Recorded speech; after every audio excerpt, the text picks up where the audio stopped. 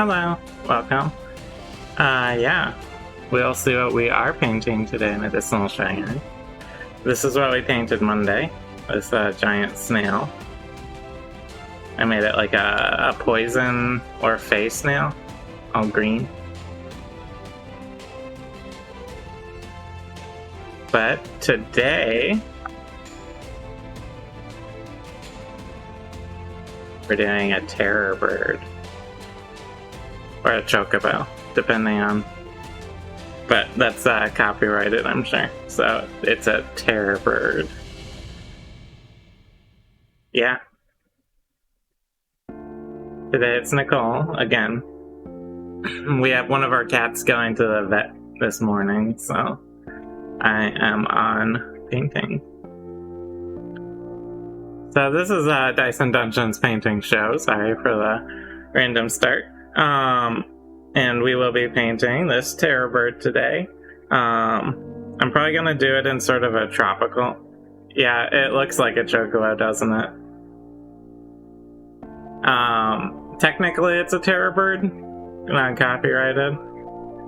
And I was thinking, because I was thinking about just doing the classic yellow, but I'm leaning towards maybe doing a bit more of like a tropical bird coloration.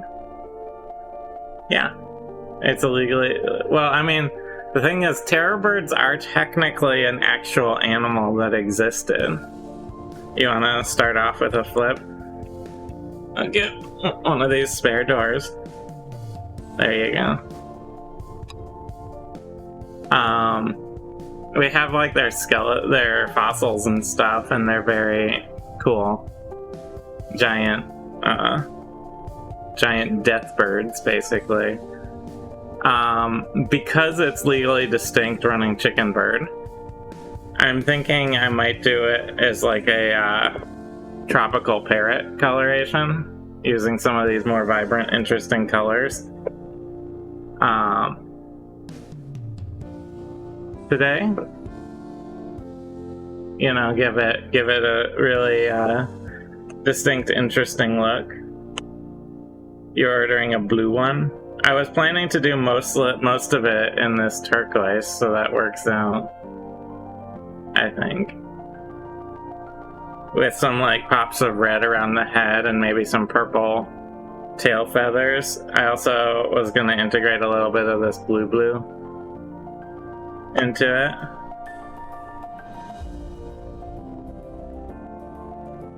Exactly. Legally distant and unique terror birds. Exactly. So that's what we'll be painting today, and good morning, everyone. Thanks for tuning in. Yeah, so we will just double checking, making sure everything looks right. Our music seems like it's going, so set my snail aside. And we'll start with some base coating. So, as usual, the base coat's gonna be a little messier. I'll start with the turquoise.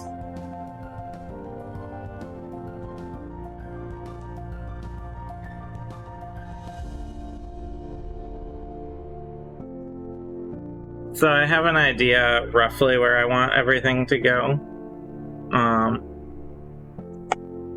I've been looking at pictures of parrots and stuff this morning.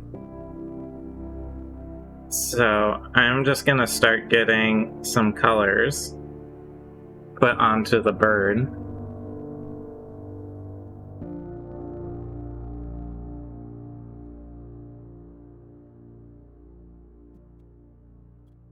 We have there's a little piece of some sort of gunk. Got stuck on the brush.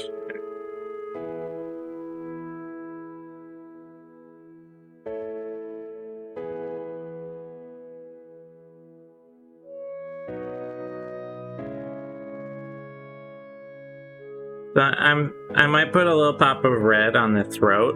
A lot of birds I was looking at have different colors around the throat and head. But to start, I am going to cover the whole head in turquoise, and then we'll cover up parts of it from there.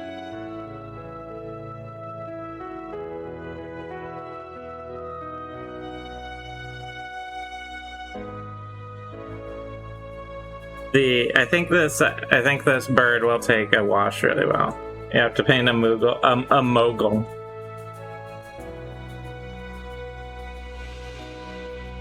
Well, I'll probably be restocking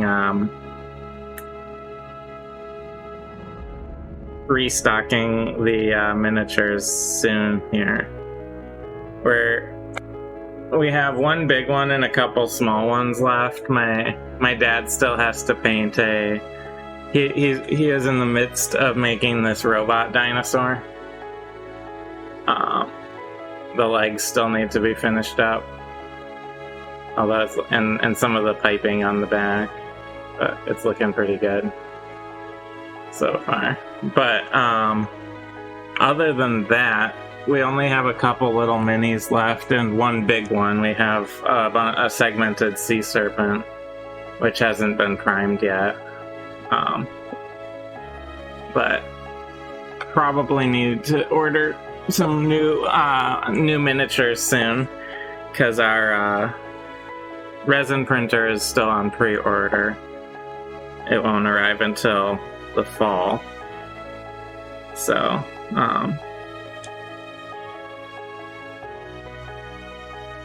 once we get that, we'll be able to start printing these sorts of minis ourselves. So the 3D printers we have going behind me right now are good for some things, but they're filament deposit as opposed to resin, so they're better for terrain and stuff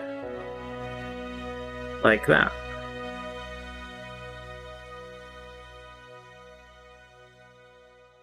So this guy has a ton of detailed feathers, as you might be able to tell here, which is really nice, but also I have to be very slow and cautious and make sure I'm actually getting paint in all the cracks and crevices that make up these feathers, because I don't really want any glaring white primer spots showing through on this bird.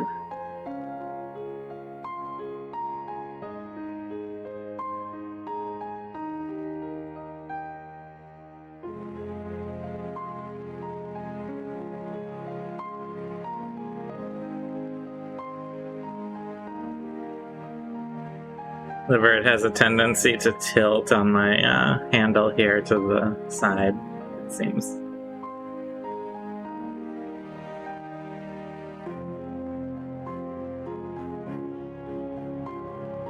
So just by getting all of this base coated, I at least protect myself from having unpainted sections show through down the line.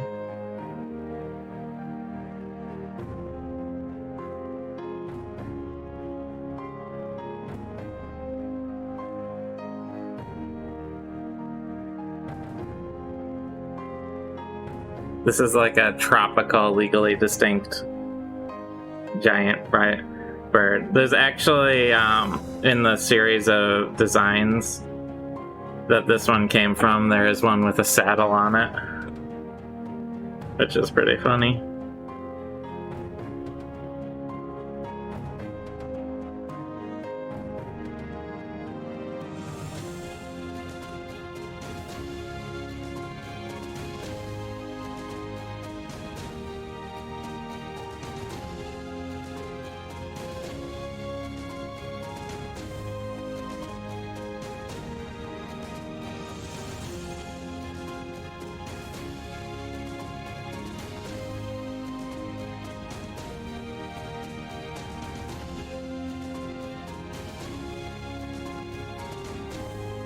This is like a nice,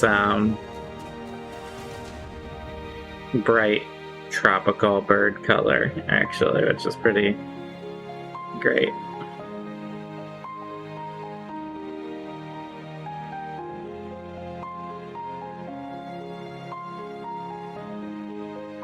So the main predominant color will be blue, obviously. I'm thinking the tail feathers, some of them will start to become purple at the end, as well as some of the pinions at back of the wing. And then I'm thinking a couple little spots of red around like the throat and head, most likely. But we'll see how it goes.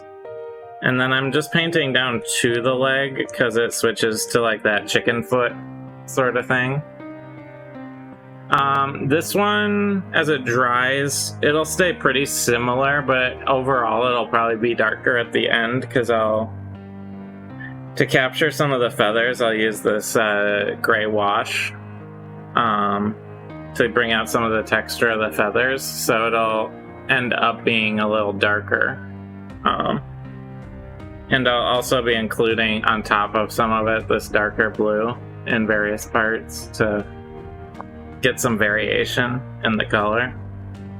But overall the bird will be a little on the darker side than what it is now.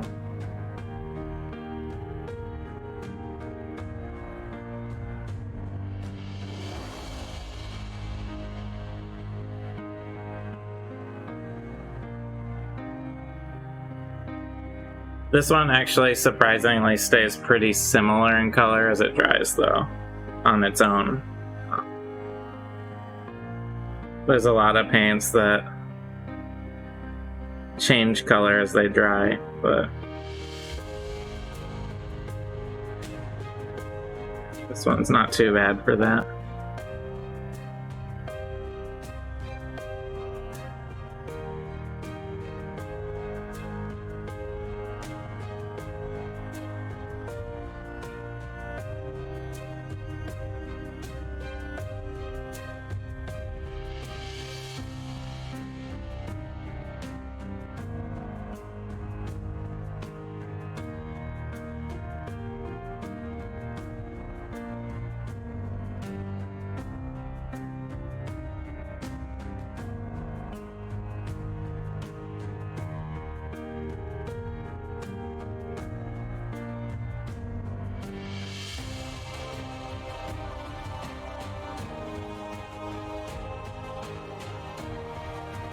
And I'll probably I'm gonna do the legs and beak mostly in this sort of dark sand, which is with yellow beige, and that will darken up a bit as well. And then I'll probably do ivory on the talons themselves.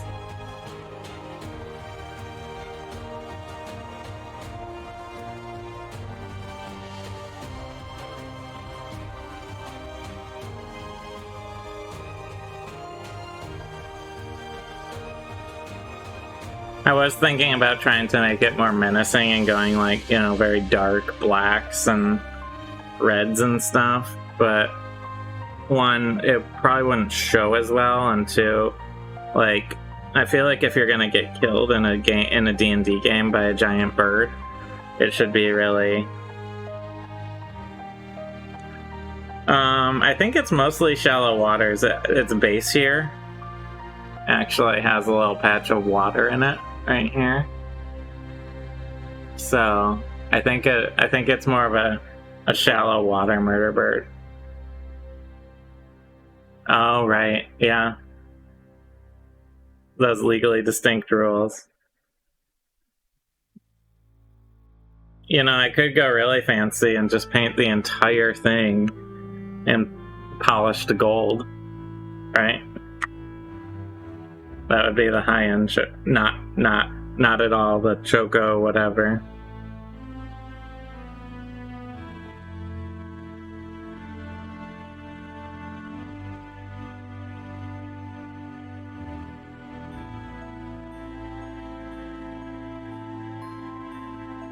Exactly.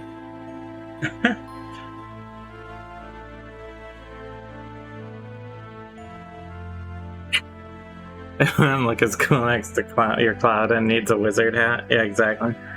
I should just kit bash it, pull a hat off of a wizard, and glue it right on top.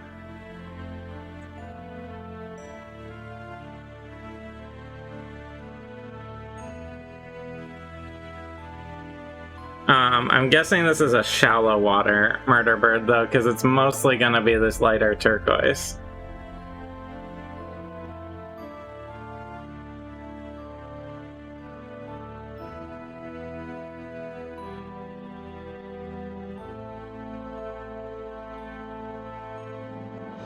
The bulk of the body.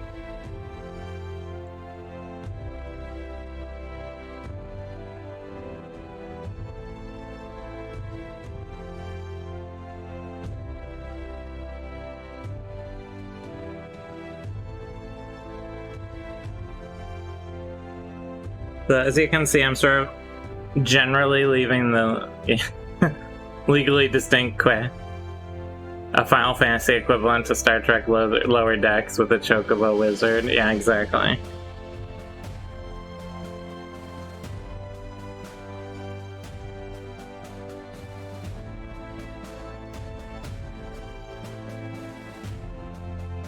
I think the Final Fantasy equivalent of Lower Decks might be Final Fantasy 14. They skewer themselves a lot in it. It's pretty funny.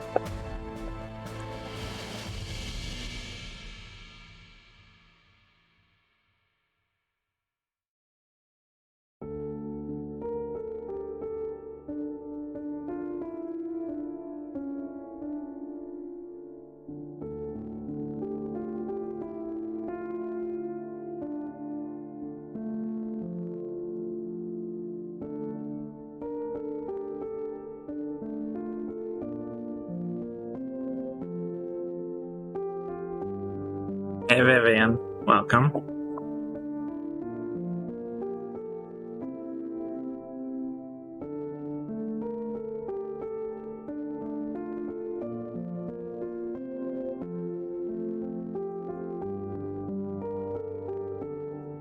So,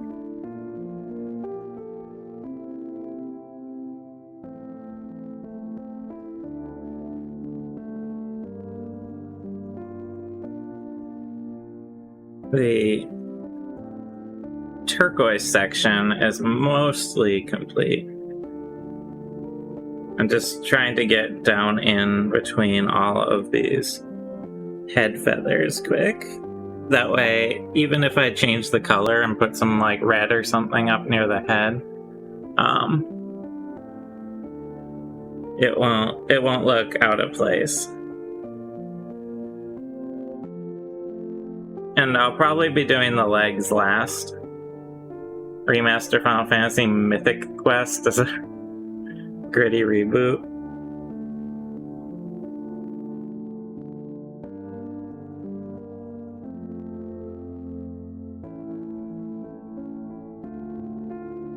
And it's live action on Netflix and only gets one season. Because be careful what you wish for.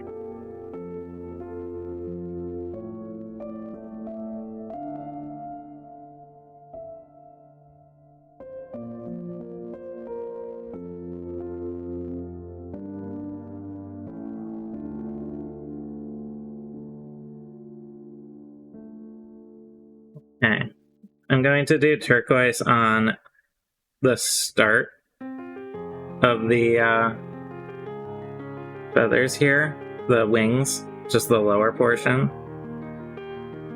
And we're going to change colors as we go up the wing.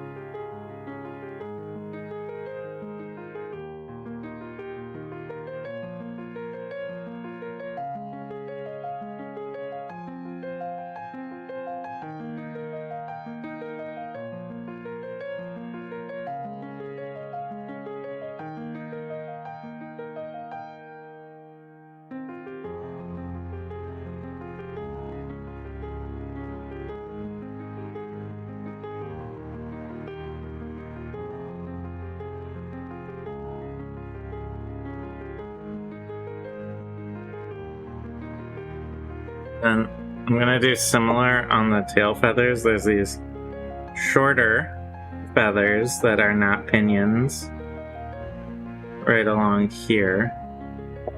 And I'm just gonna roughly put them in right now.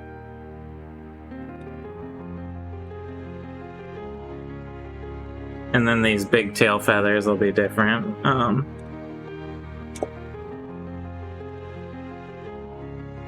Down the line here. Just make sure I have good coverage.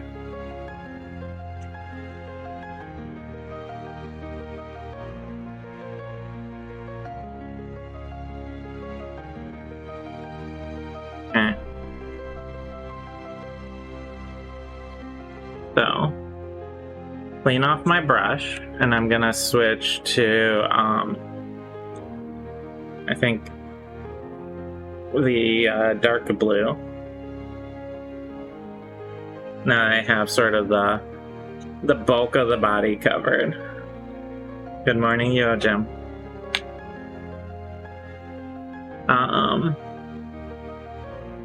Yeah, so that's the bulk of the body, and I might do a little dry brushing on it later before I wash it. I don't know yet. But I think giving this just a second to dry, but I'll be going into this darker blue next, which looks like it was not closed properly, hopefully. Seems okay.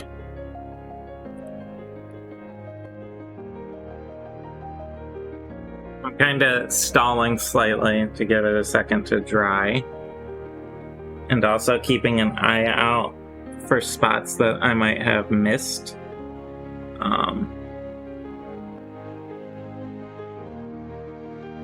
That need to be darkened, but it seems okay.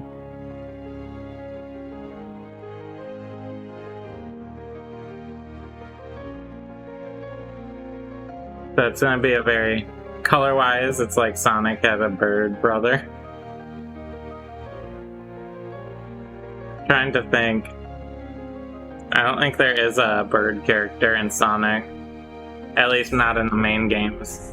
Probably in the comics. I never read the comics.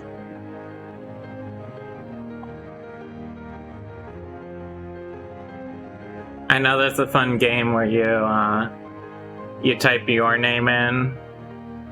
Looks like it's running to get rings. It's exactly. It actually has a pair of babies with it, which I haven't primed yet because I wanted to paint the big one. But there's like cute little chicken-sized two babies that come with it that I'll probably paint after I have the finished version of this.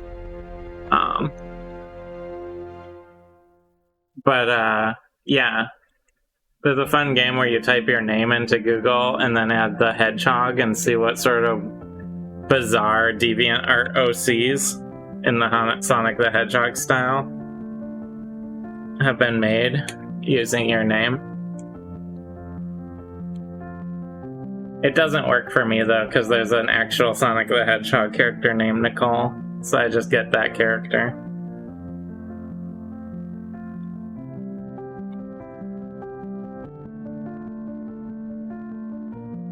Alright. So, I'm gonna use my smaller brush here, but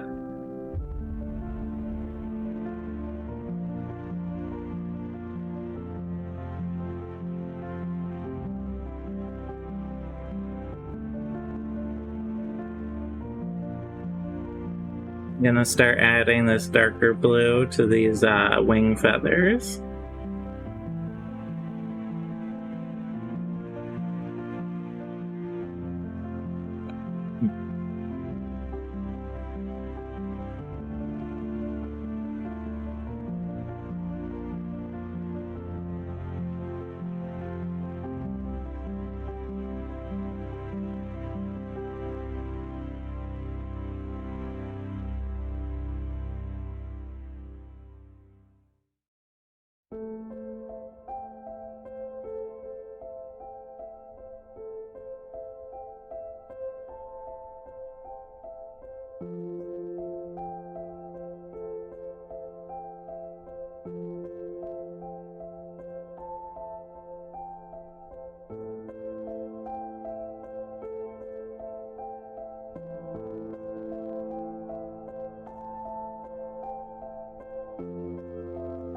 a little bit more focus here.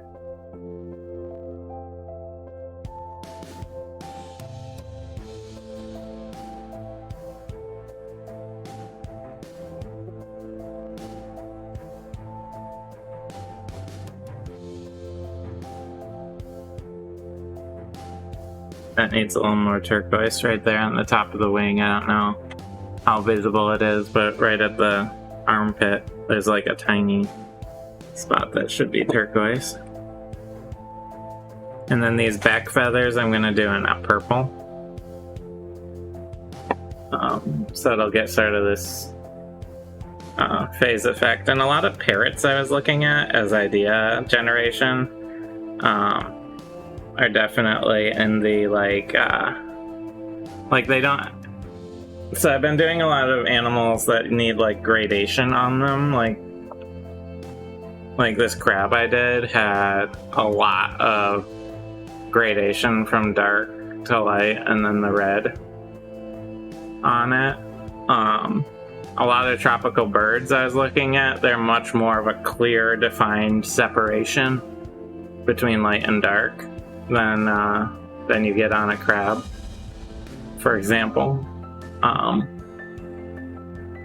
So I'm sort of having to change my mindset based on what I've been painting to where I am. It's more like a character figure in that way, where you're looking at maybe a belt across the torso. You would have a very clear defined line rather than a bit more wishy-washy.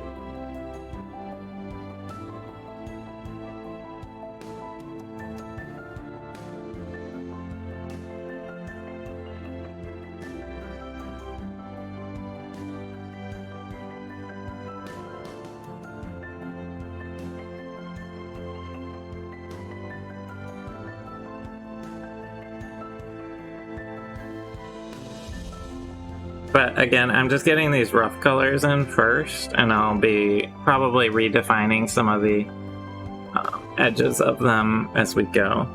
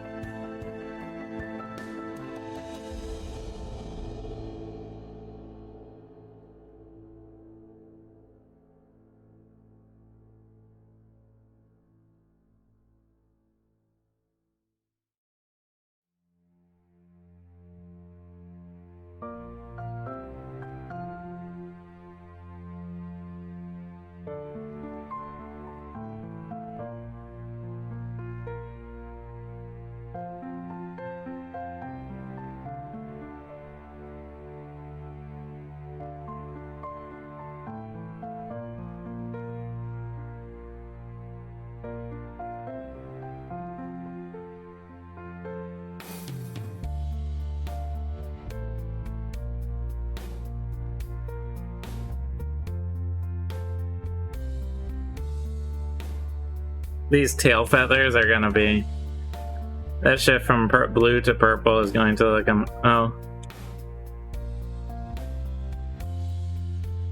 Oh, thank you. Yeah, it is a crab stock, dire crab. You know, thank you.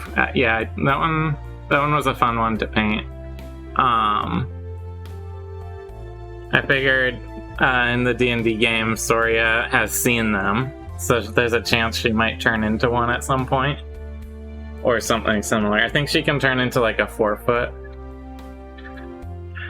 If you, 128, if you can find a top hat we can probably 3D print it. I wouldn't, and balance it on top if you really want.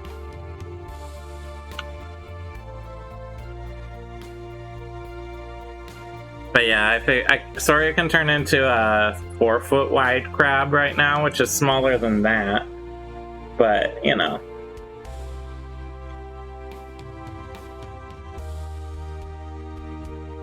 Gonna clean up my brush for a second. The paint in the cap here is getting a little gummy. I don't want it to gum up on the figure.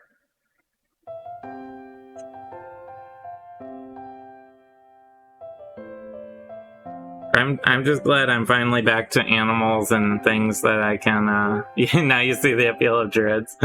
Exactly, you turn into giant crabs. I keep trying to get Lexi to put dinosaurs in the game so that I could turn into dinosaurs.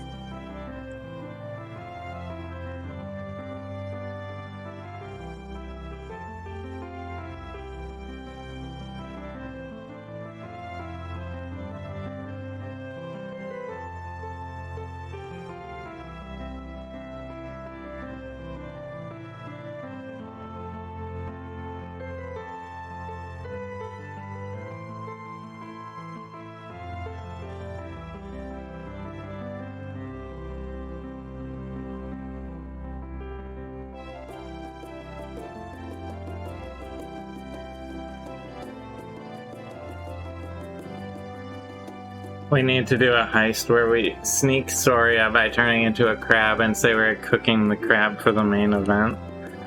Yeah, they do sell... You can find a mustache 3D. Yeah, top hat and a fancy mustache. So that begs the question, since crab has no nose, I'm gonna let that dry for a second here. Where does the mustache go on this little crab face here? Does it go like just on top of this little mouthy part, I guess?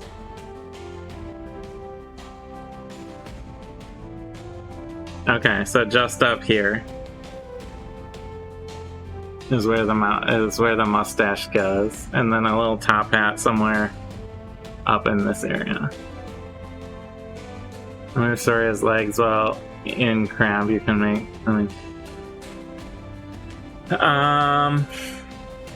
They would probably, unfortunately, revert to changeling because, well, I guess, with druid rules, wild shape. If you take as much damage as you get hit points as that creature, you revert back to your changeling form. And I remember we had a discussion in game.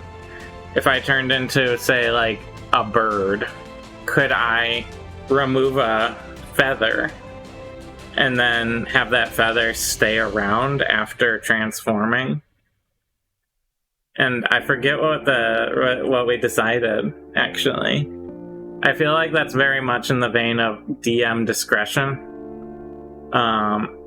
Because there are certain things like a bird with feathers. If you're like, I need a quill, I turn into a bird, pull out one of my feathers, and then shift back. Is the feather disappear magically, or is it stick around and maybe like some of your hair is gone or something, or is there no change? But it stays around. I'm not sure. That's I feel like when it comes to limbs, where you're actually sustaining damage, it would probably revert. That would probably be my ruling. But I'm not sure. Like, if you turned into a poisonous snake and then, like, milked your own venom, and then turned back, would your venom disappear with wild shape, or would it stick around? Could you, like, get massive amounts of anti-venom by just turning into a snake over and over again, getting the venom out, and then reverting back Because that'd basically be like your saliva or whatever. So I'm not sure. I feel like there's ways to break game economies. The Changeling anti-venom scam? Exactly. It's more of a druid anti-venom scam than a Changeling one.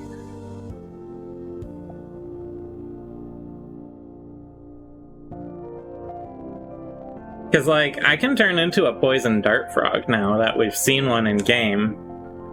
Like, if I turned into a poison dart frog, poisoned some arrows with my skin, and then changed back, would those poisoned arrows go back to regular arrows?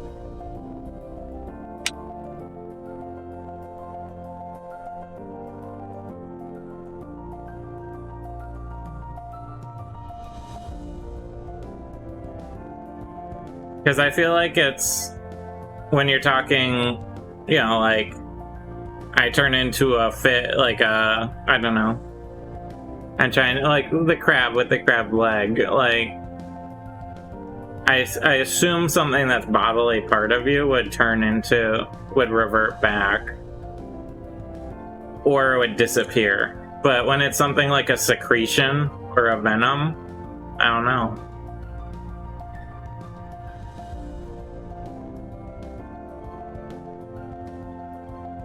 So, I've been letting this guy dry for a minute. I'm going to get my purple. And we're going to start doing some of the other parts here. So I'm going to do purple on the back feathers here and on most of the tail.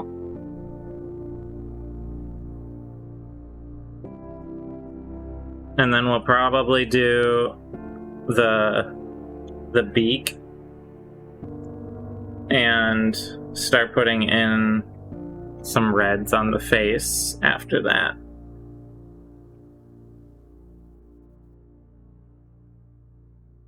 But for now,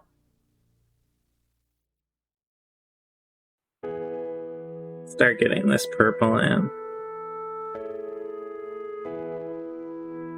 But then it's like, okay, let's say there's some, like, potion that requires, like, elk antlers, right? Or deer antler for the potion. Can I turn into a deer? Not, like, have someone cut my antlers off and then, like, turn back? I don't know.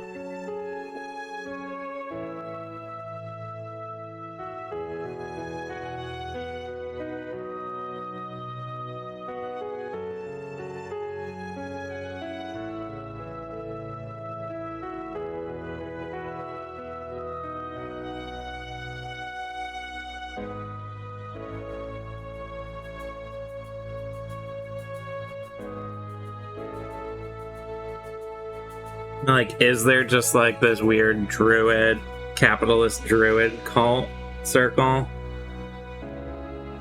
that abuses wild shape for financial gain?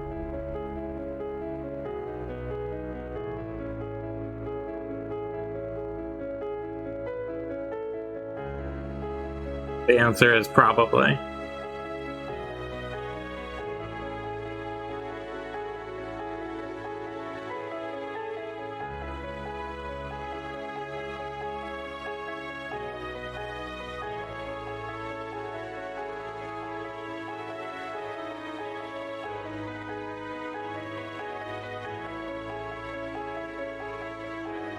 Although now I want to have a druid where, as Soria, I just turn into like a box jellyfish and have Ulseth wear gloves and throw me at like an enemy.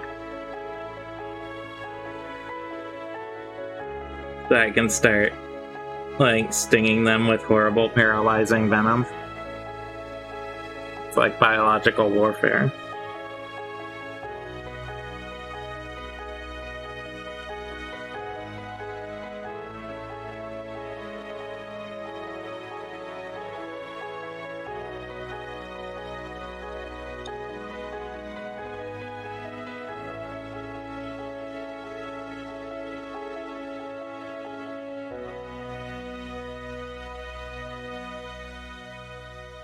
That's the great thing about Wild Shape, is that it's called anything that's a beast you can turn it, that you've seen, you can turn into.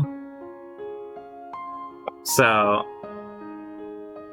and there's a lot of real messed up things in nature.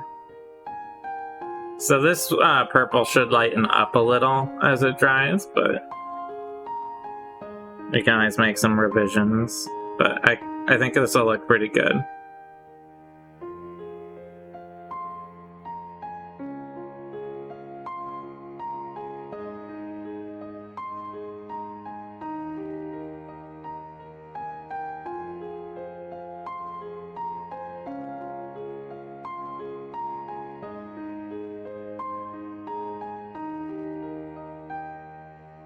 The more I think about it, the more I think how evil that kind of thing is. Harvest a quill or feather, fine.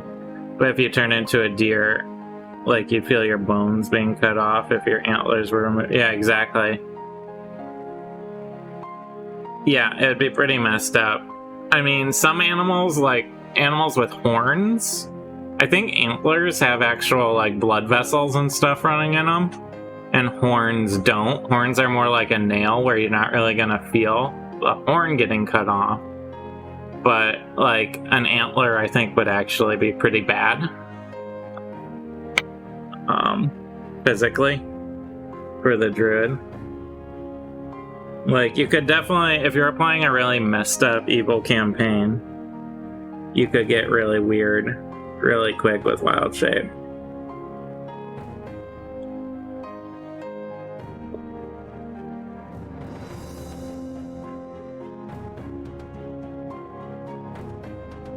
So, like, I think a goat wouldn't really feel, like, there's no nerves in, like, a goat horn, for example. But I think in a deer or a moose and stuff, I think in antlers, they might actually have nerve endings. But I am not a biologist, so. But the nice thing about playing a druid is that your DM ends up having a whole bunch of Google search history of, like, how does this weird animal work?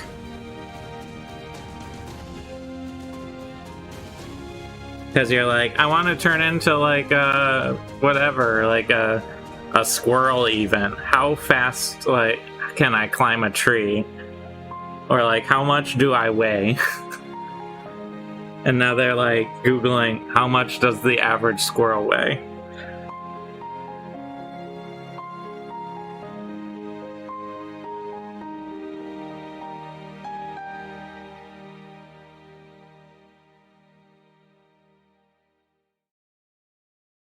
But yeah, that's the reason I'd stick to things like milking anti-venom from a snake form, or even just, like, pull a feather out,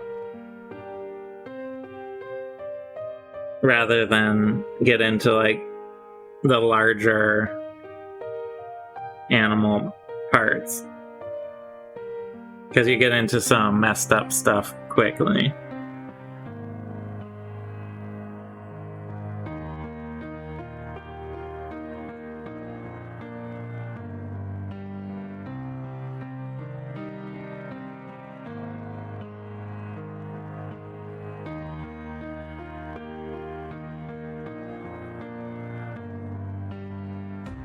I think per the rules of Wild Shape, you don't actually have to be conscious, it's just about damage taken for being forced back.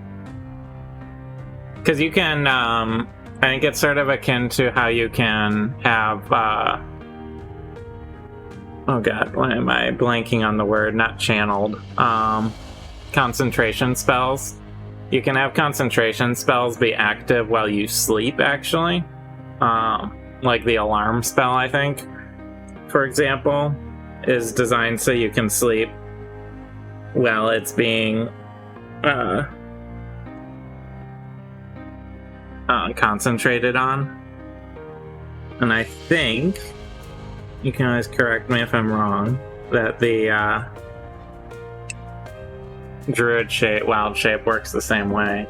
Although you only get it for like an hour or so. Or is it like an hour per level? I'm blank. I only ever really use it in combat.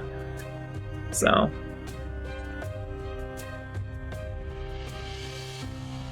I think it only lasts for like an hour. I'm looking forward to when I can get flying creatures in my wild shape list. Because you have to be a certain level.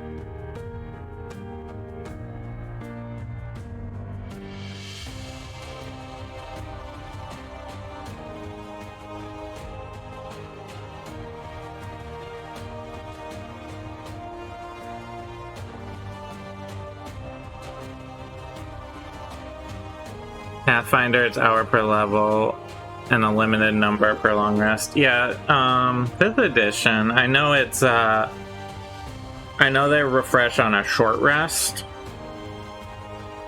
No, I'm curious.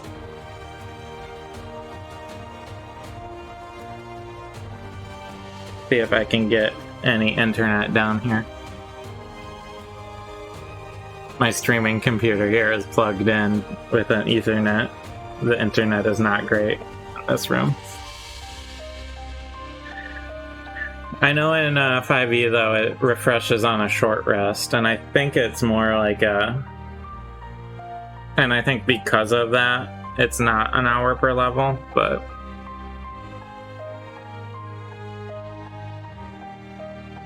I might be wrong.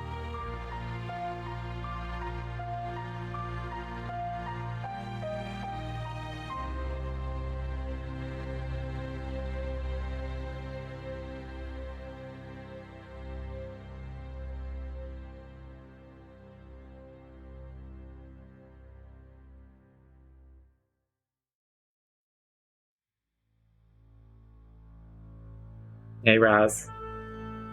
I'm looking up wild shape rules. Dismiss. Alright. Let us see. Wild shape.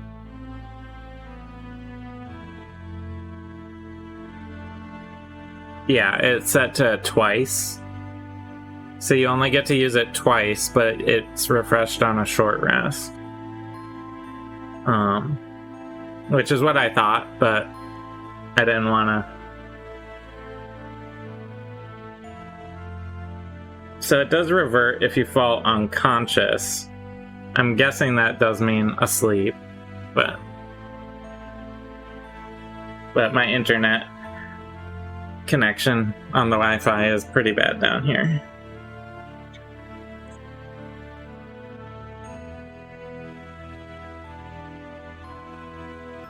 So what I'm working on for the bird here is just I'm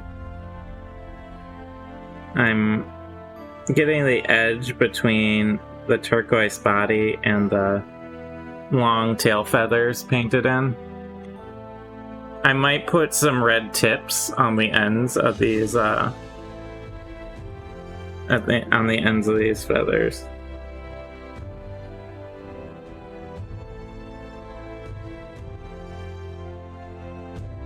I am looking forward to being able to turn into a flying creature, though. Because I think I'll be able to turn into like a giant eagle sort of thing, and then we can fly around rather than walk everywhere.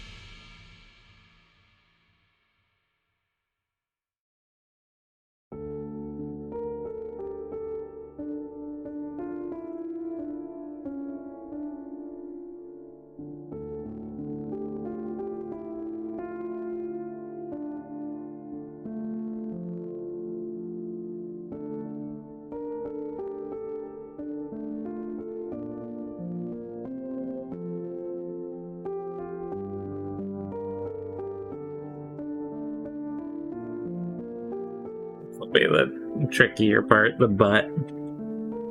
The butt's always tricky, right?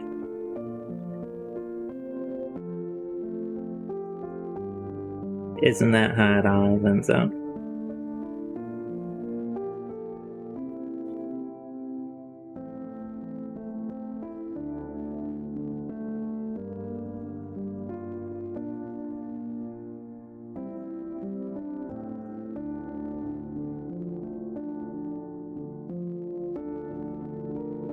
Alright, so now that I have sort of defined the border between the tail and the... not if it's relaxed. Yeah. But now that I've gotten the border between the tail and the body defined a bit here, I'm gonna switch to my more medium-sized brush and cover these tail feathers.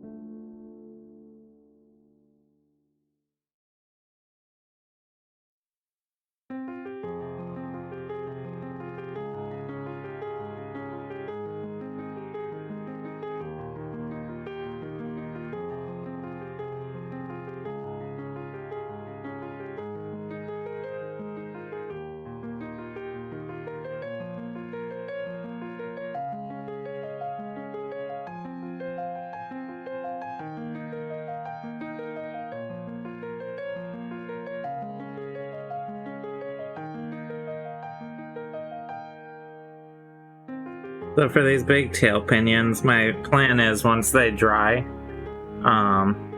putting a little bit of red on the tips, and then I'm also gonna do some red around the head here to sort of mimic some of the tropical style birds I was looking at for my legally distinct murder bird.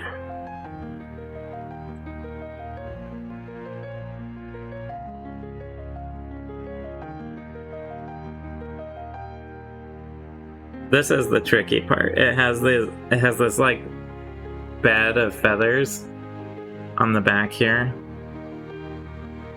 and I just need to make sure I get all of them covered. And there's a lot of little areas where it's easy to miss.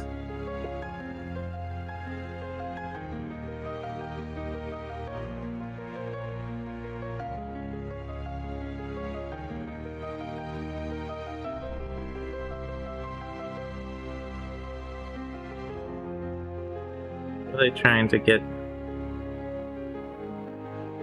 down in all these little hard to reach areas.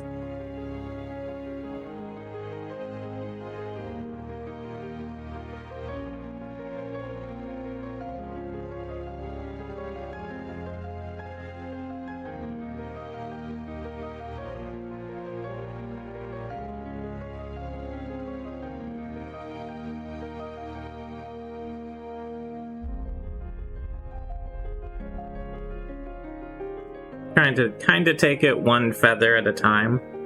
That way I don't miss something. Hopefully.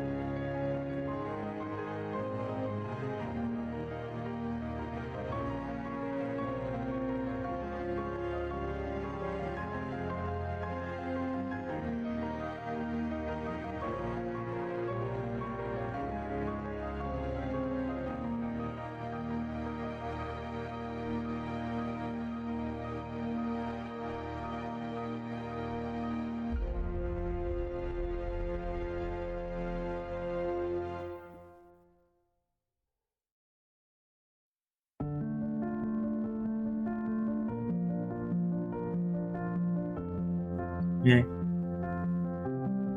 Sorry for being quiet. There's just a lot of little areas I have to be conscious of.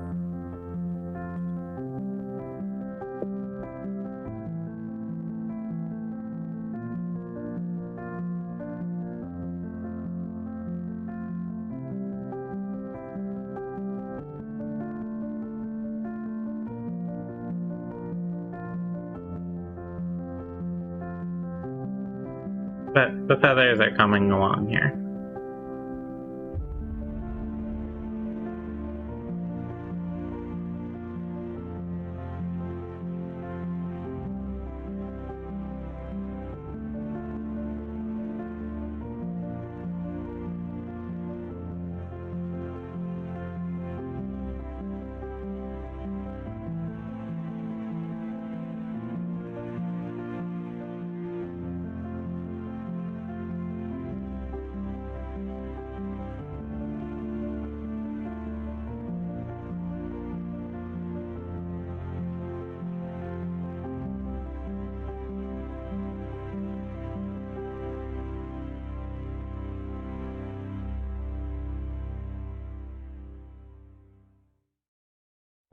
Thanks for the resub. Yeah, Jim. That's nice of you.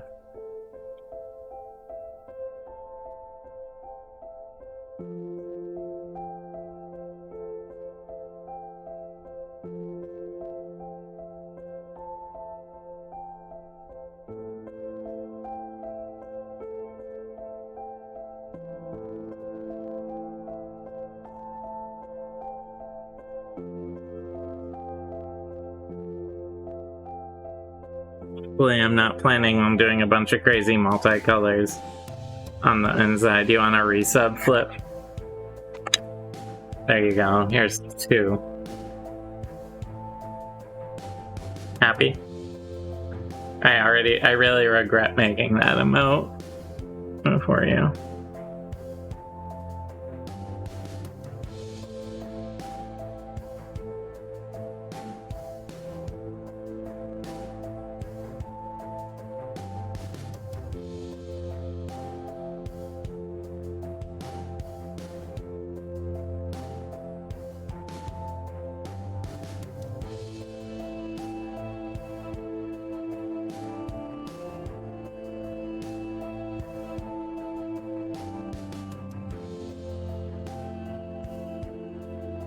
It should be default, like everyone gets it.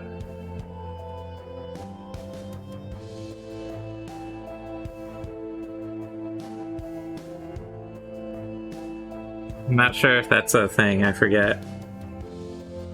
I wasn't paying that much attention when I uploaded them, honestly.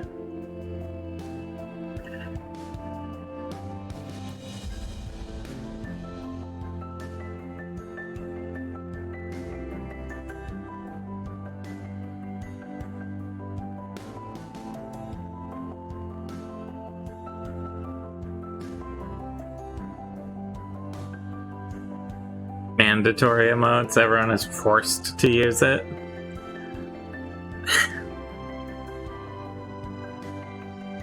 Well, that begs an interesting... So, I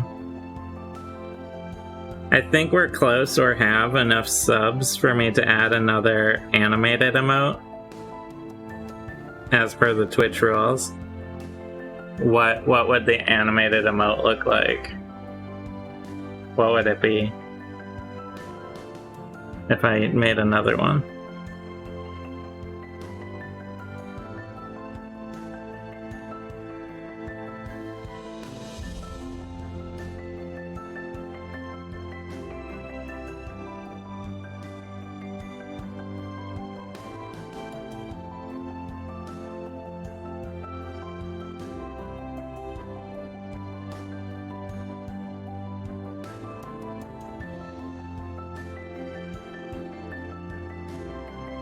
A stare check. See, I was thinking like a cat version of Nines, like a hang in there poster, with the cat hanging from the like a brand.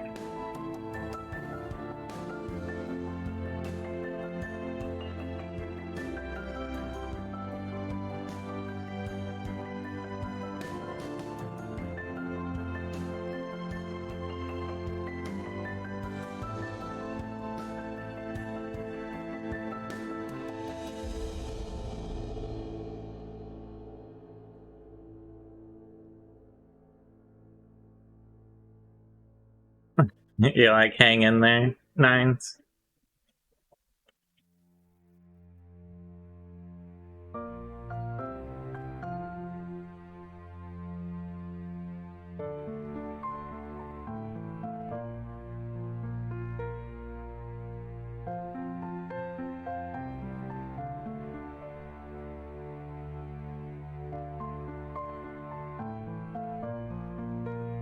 The captain, what would the captains be?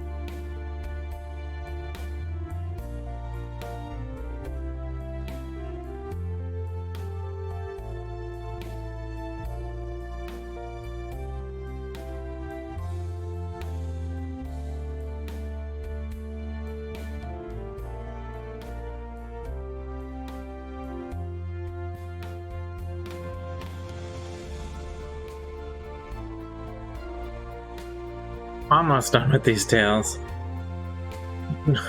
Just drunk gum? I mean, like, what would his action, what would the action of the animated emote be? You know?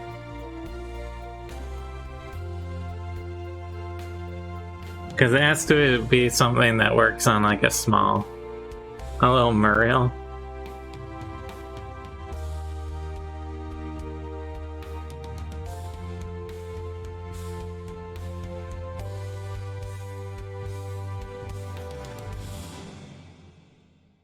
Okay, now I'm going to try and do a fairly thorough check of this tail because there's so much hidden space here.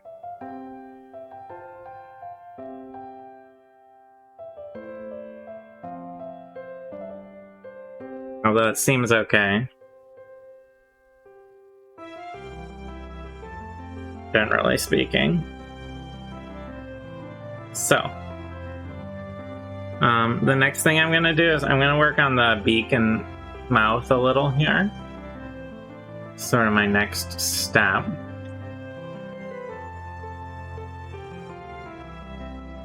First, clean my brush. Always remember to clean your brush.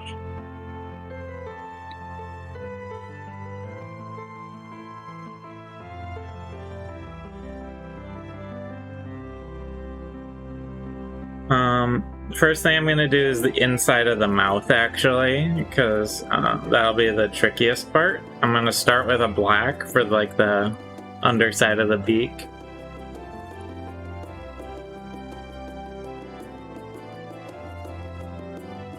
And I like to use this sort of charcoal black, because it's a little less jarring and stuff than, like, the black,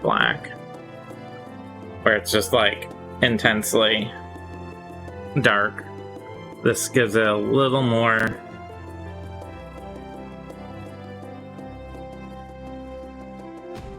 variation. So I'm not too worried about spilling over in the moment because I'm going to paint the outside of the beak and I have to paint the tongue as well. So my goal really is to just get all the deepest parts painted in black.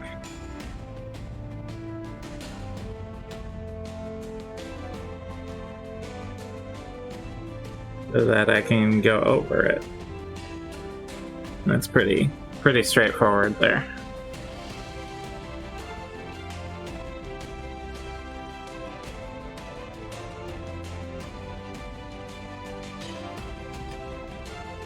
A pair of stair check gifts for Alexis, where he's like running upstairs super fast or just tumbling down the stairs super fast.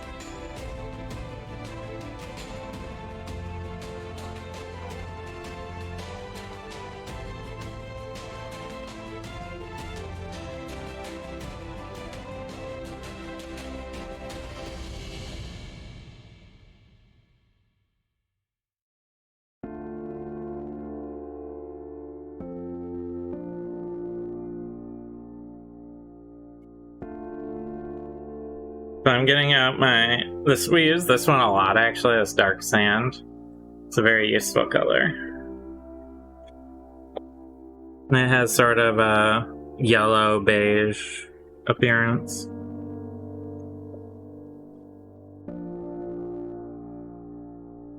Gonna start getting the beak put in.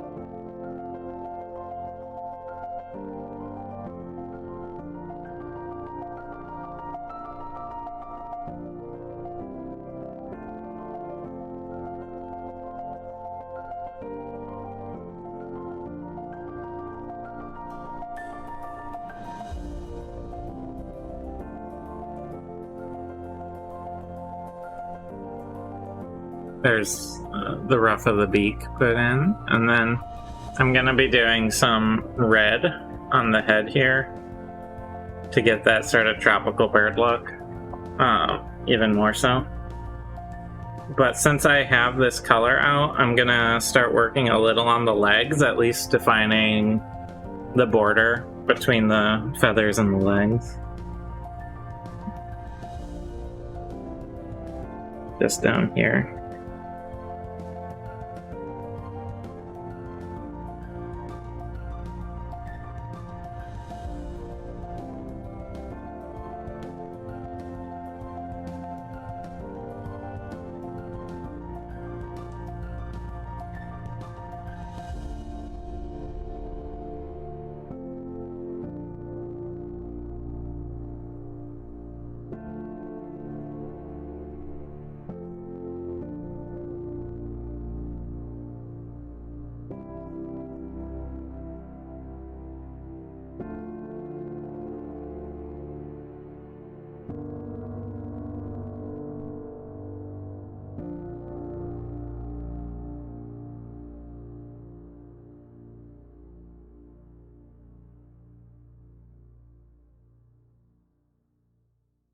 I can finish up the feet once I can take it off, but I want it to start to get that sort of chicken foot leg in there.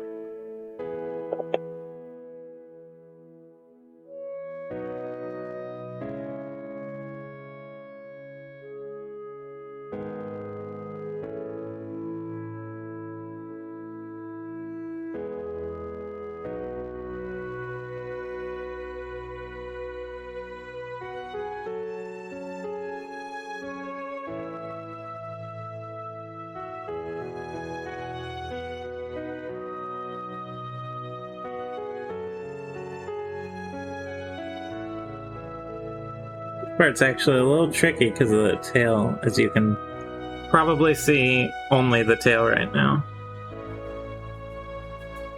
The flip emoji, you need like an animation of Nines doing a flip and falling on his face, so you can have it just pop open the stream like it's a turbo.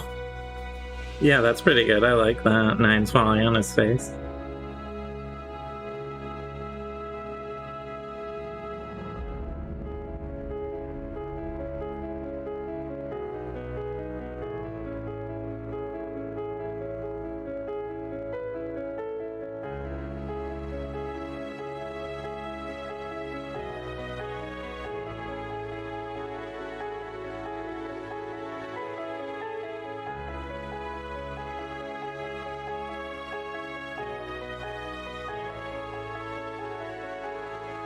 Yeah, but you would feel like also falls more than 9s.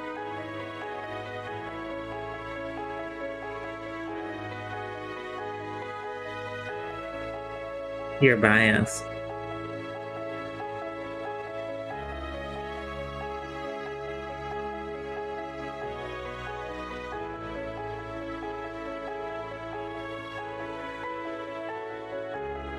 I mean, there's the time you got stuck in a tree. That was pretty funny.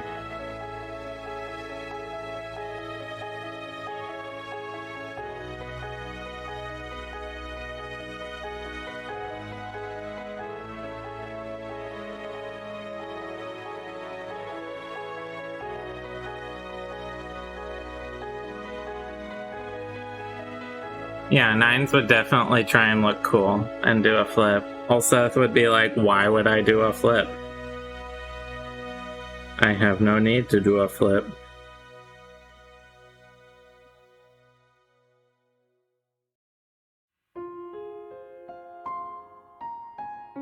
Whereas 9s would be like, I'll do a flip, 1 gold.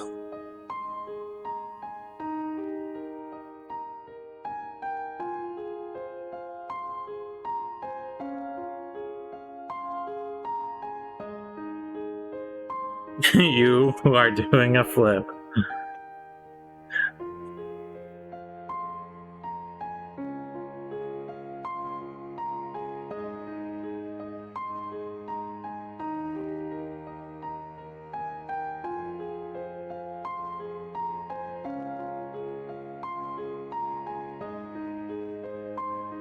There you go. A sword stuck in a tree would be a good... Yeah, where he's trying to, like, yank it out, and it's just stuck in there. Because he missed and hit a tree instead.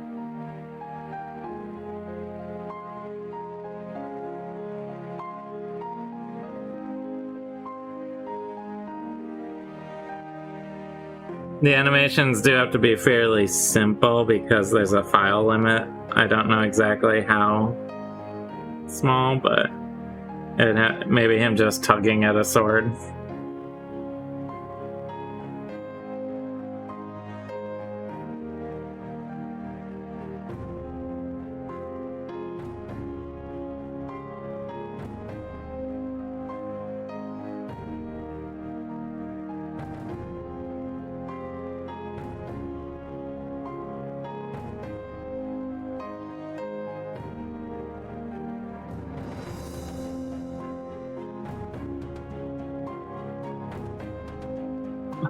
Also breaking a crowbar. There you go.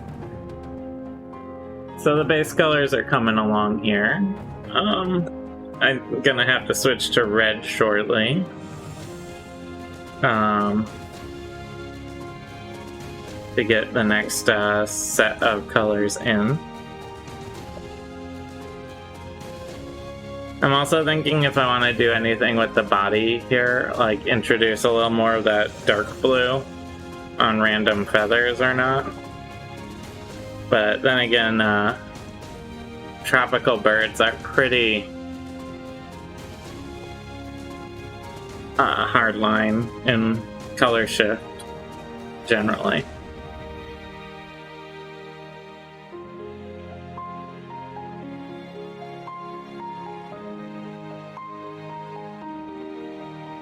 But the head should have had time to dry a bit now. So let me get a little. This red is mostly empty, so take a minute to get it out. There we go. All right.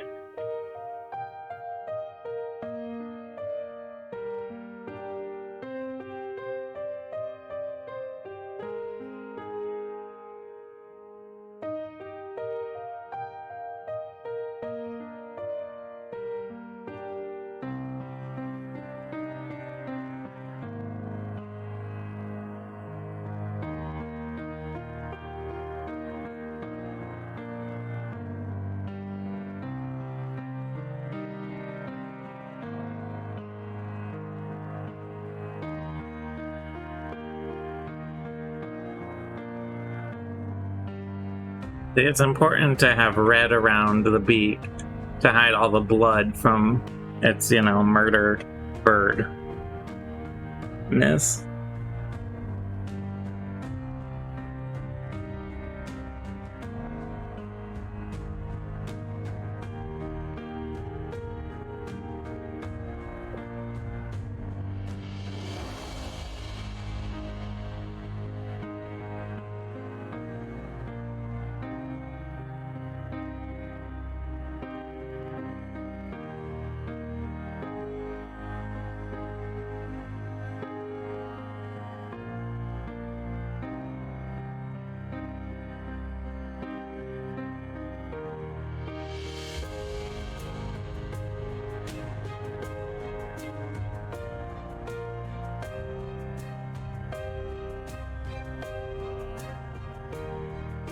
A legally distinct battle bird with blood, exactly.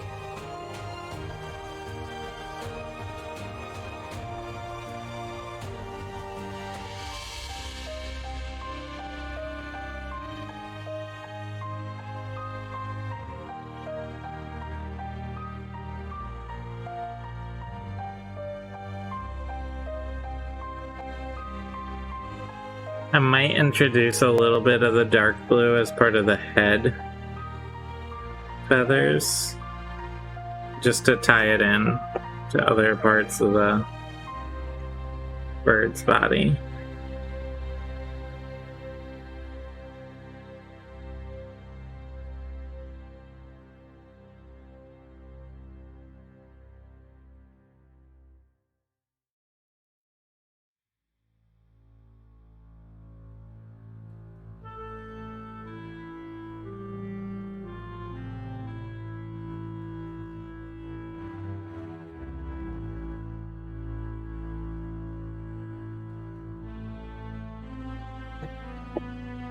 I'm realizing there's a whole spot right there that I missed, which I'll do when I do cleanup. That's the sort of thing I want to note in my head as I am going through this. Just take note of spots like that to touch up later.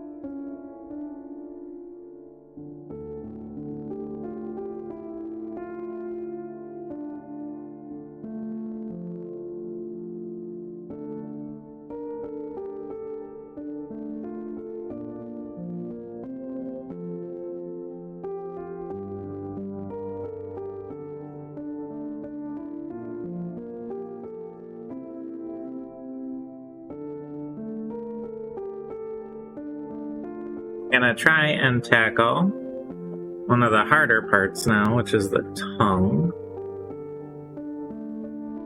I've already gotten a little on the wrong spot.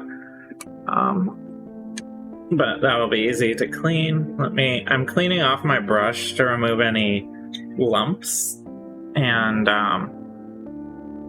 try and get a finer tip going on my brush here. I try and get the tongue. Got a little bit on the beak, but that will be an easy fix.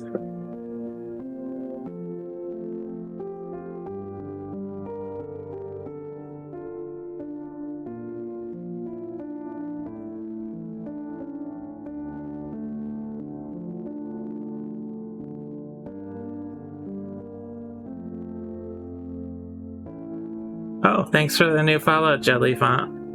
Welcome.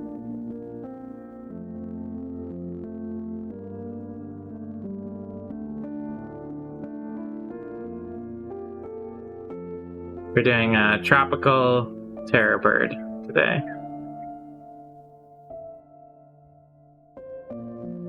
Yeah. I'll clean up that little spot later when I switch back to the yellow sand color. Well,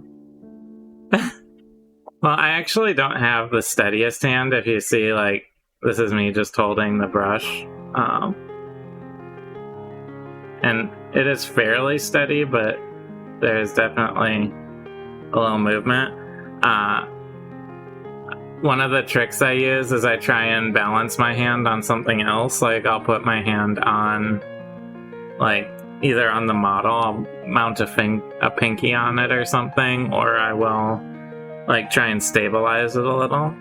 So there are some, like, tricks and stuff that you can get around. I've also heard, like, if you have a lot of a handshake going on, you can do stuff like, there's a certain way you can put a rubber band around your hand, and that helps stabilize it, I think.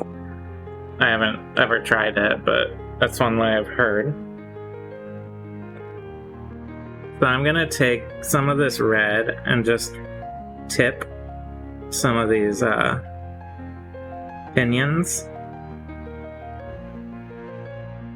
with the red, like that.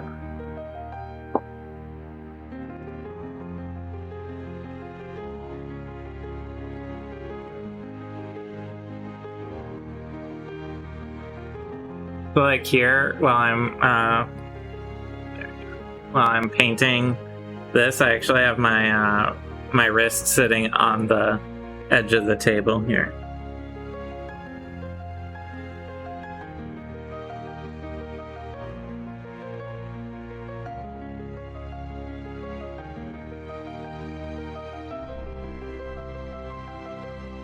I might also, on this small ring of feathers around the head here, I'll probably go with the dark blue that I did on this feather section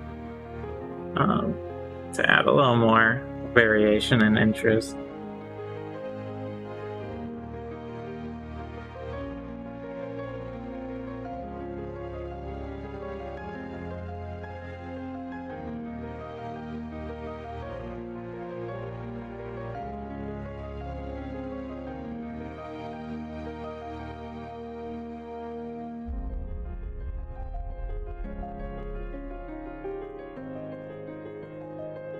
But you can actually get away with a surprising amount if you have patience in painting, because a lot of it is like, oh, I slipped or something.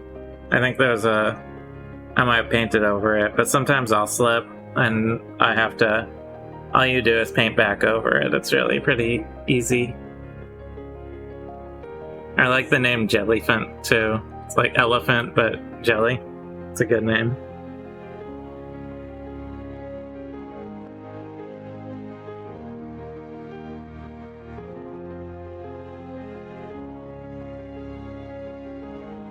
It paints a picture. I like it. Like a jello see-through elephant. is what I got.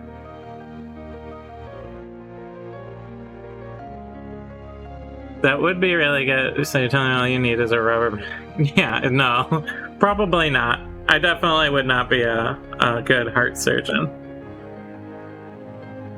But I can manage painting miniatures. Luckily.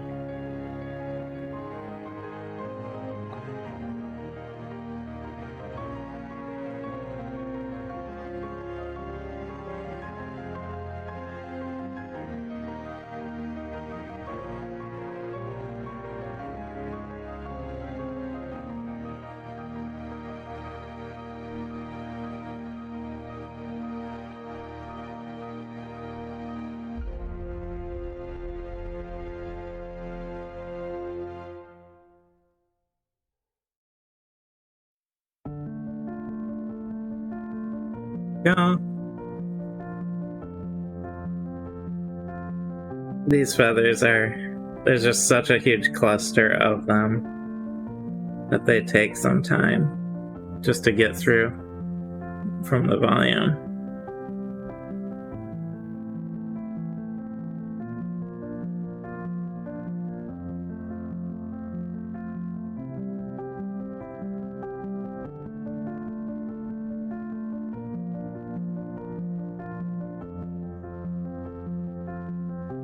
But I really like the idea of a bright, cheerful, tropical bird also being like, you know, a giant monster in D&D, because I'd say that's like a 5. This guy's probably close to 10 feet tall in D&D terms. I'd say, like, we have like maybe that's like 6 feet, like 8 to 10 feet tall in scale. So it's a nice giant monster bird.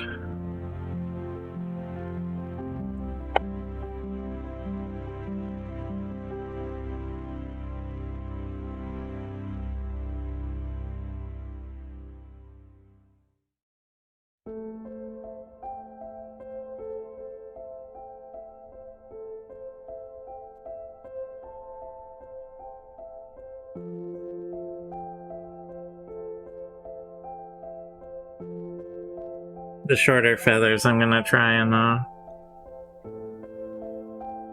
do smaller.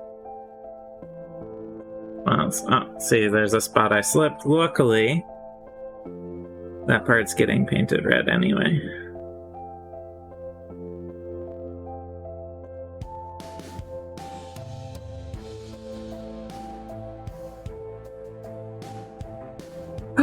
Getting close to being able to start doing details.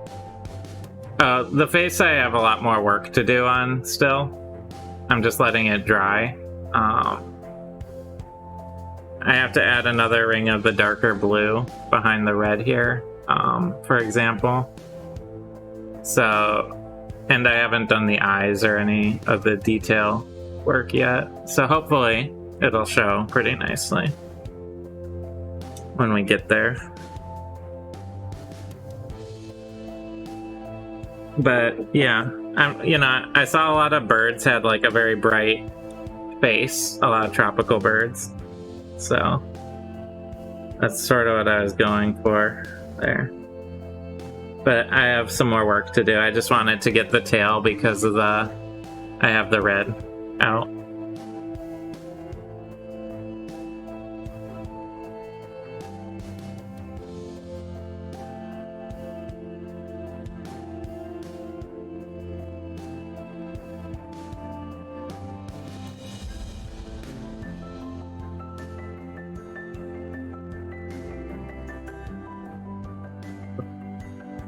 I don't know why I'm putting myself through this. I should have just been like, yeah, purple's fine on the tail. There's so many feathers.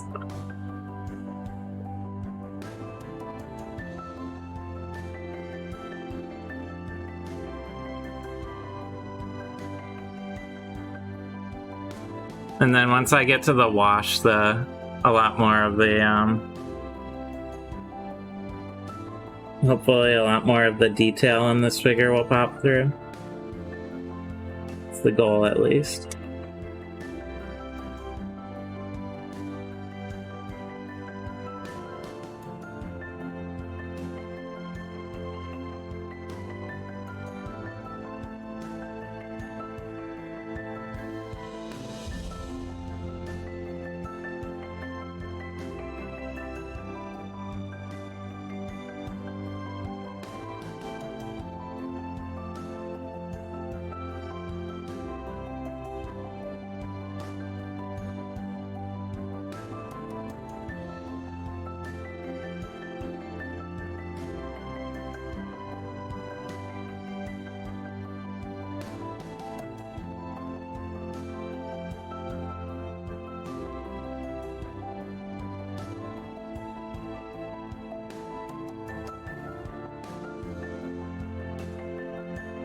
Tropical, legally distinct from any sort of giant bird in any sort of video game series.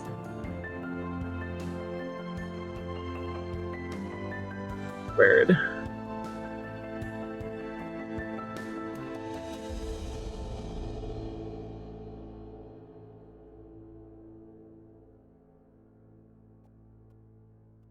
Boy, yeah, there's a lot of tail feathers. We're getting through it. Most 2/3 of the way there, I'd say.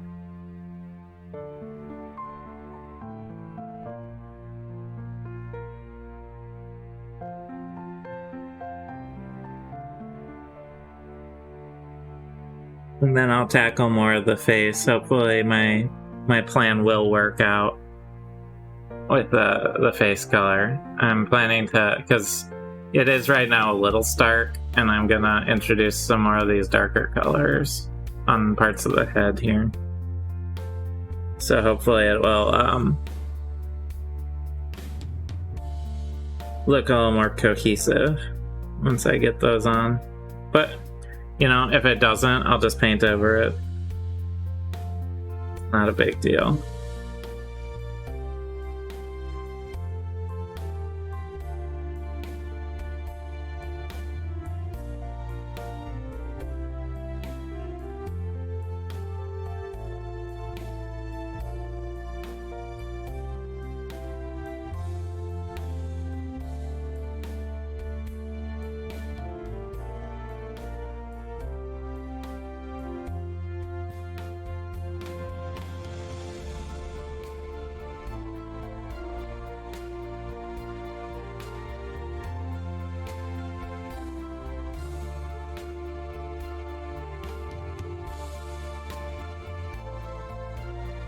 Gradient shift, well, yeah, that's my hope, because right now it is a little stark. I will fully acknowledge.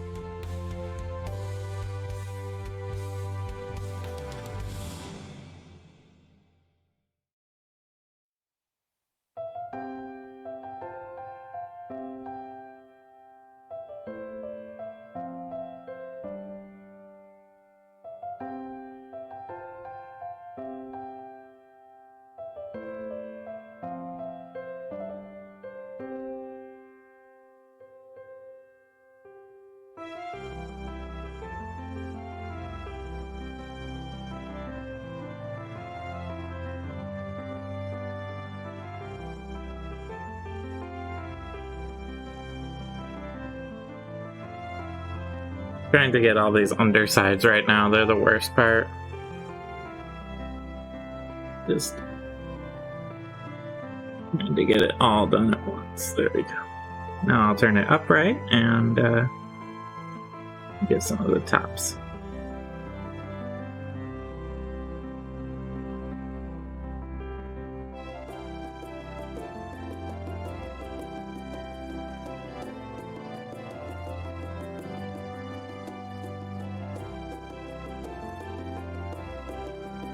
And there's a little cleanup I'll need to do in these tail feathers, but I want to let them dry a little before I tackle some of that. Okay. So, clean off my brush quick, and then I'm gonna try and tackle the head a little more.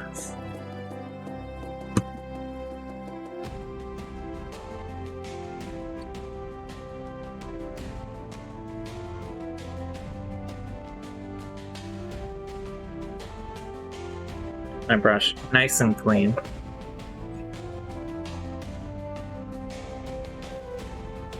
Now I'm switching back to this darker blue.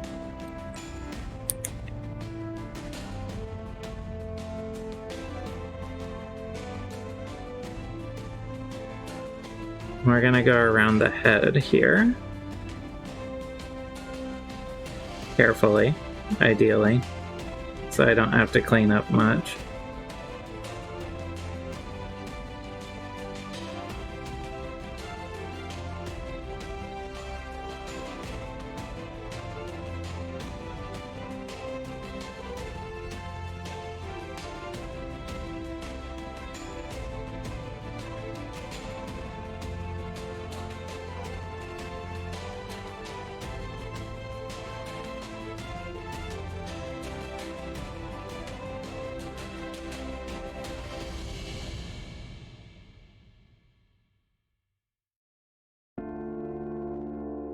Sometimes this blue doesn't like to adhere, so it's a little annoying. I'm kind of trying to push it up underneath the red feathers here.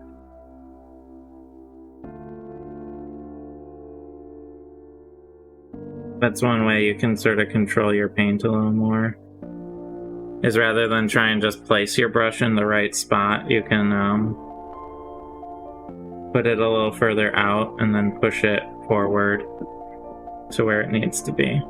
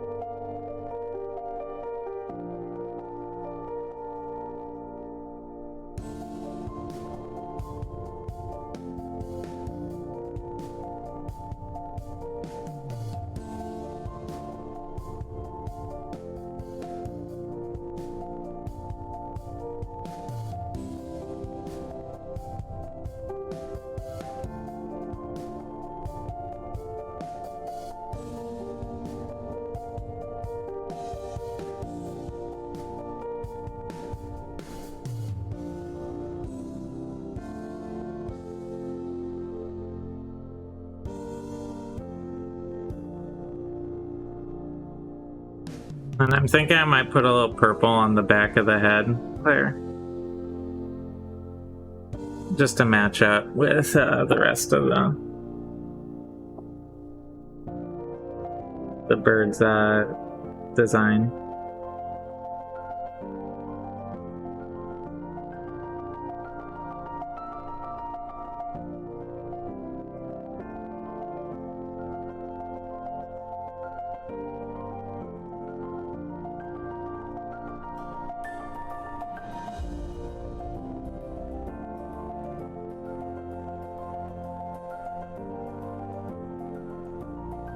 Seeing how far down I went on the head.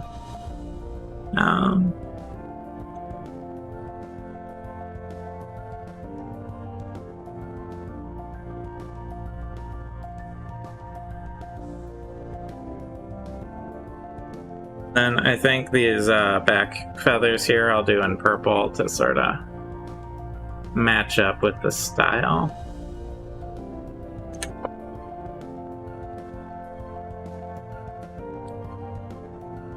The main body is turquoise, but yeah, as you can see, we're kind of going and adding in more colors to make it more tropical. Let's see. One thing I'm gonna do quick because it's bothering me. Let's see if I can't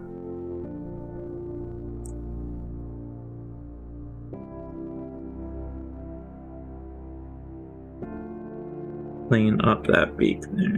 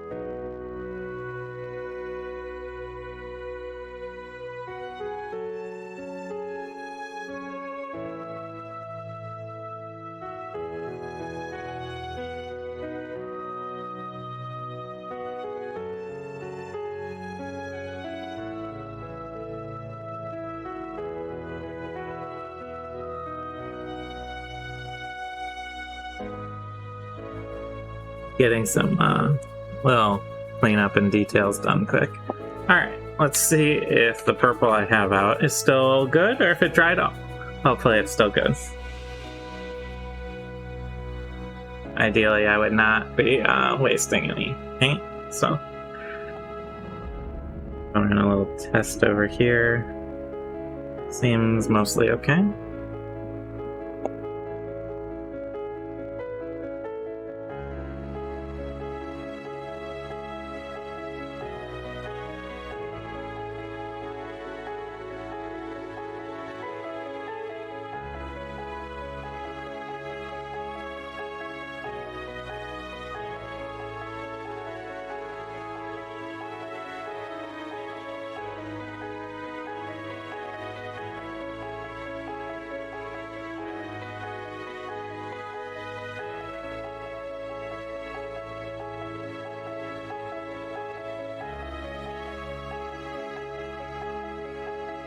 Hopefully that red is starting to look a little better with the color shift on the head. If it doesn't, let me know and I can always change it.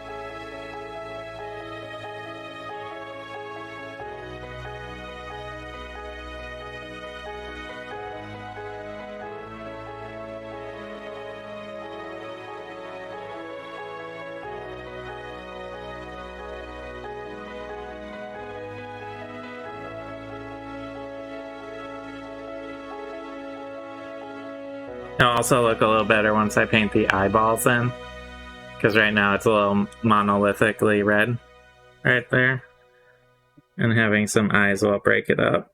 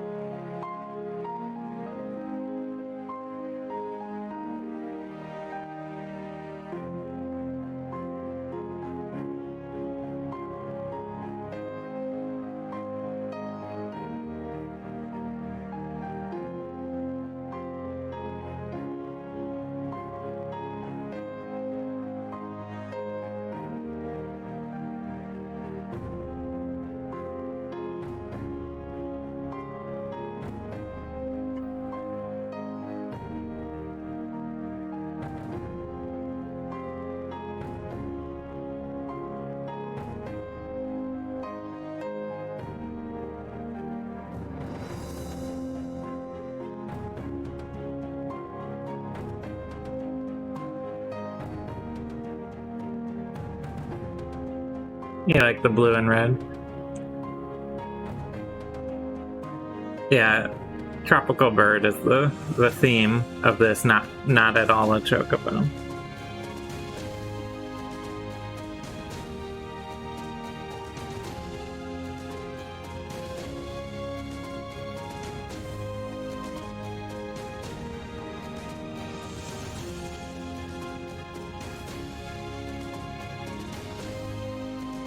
I think the blue needs a little touch up here and there, but it's not too bad.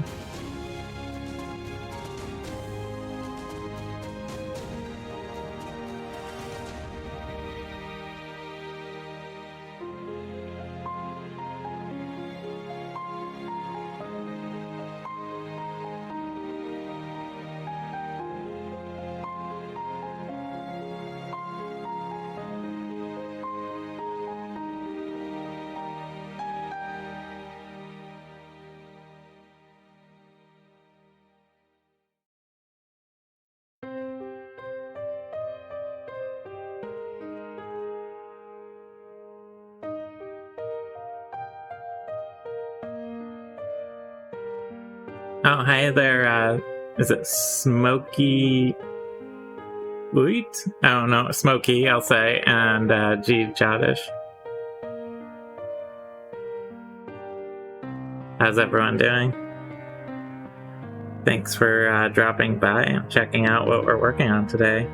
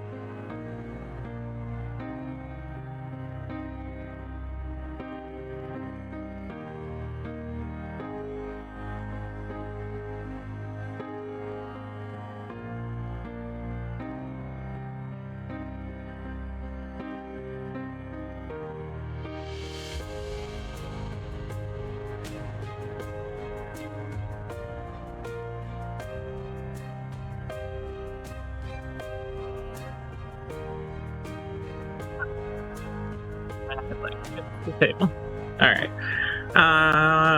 So I'm just stepping back to take a look here. Find areas that might need a little extra.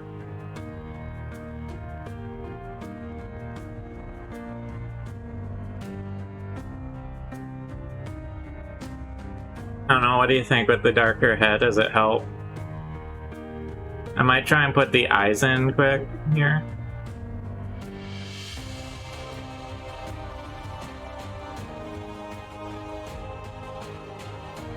To do that, I need my black and a clean brush.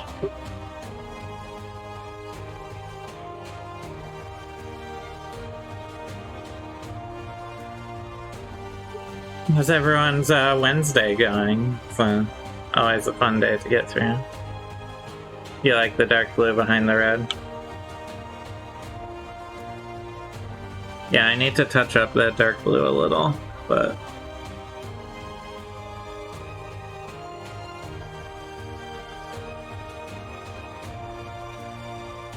Dang it. I was gonna do that. So, what I'm gonna do actually with the eyes here is plop in a nice amount of black, and then I can go back over with the red in order to size them down.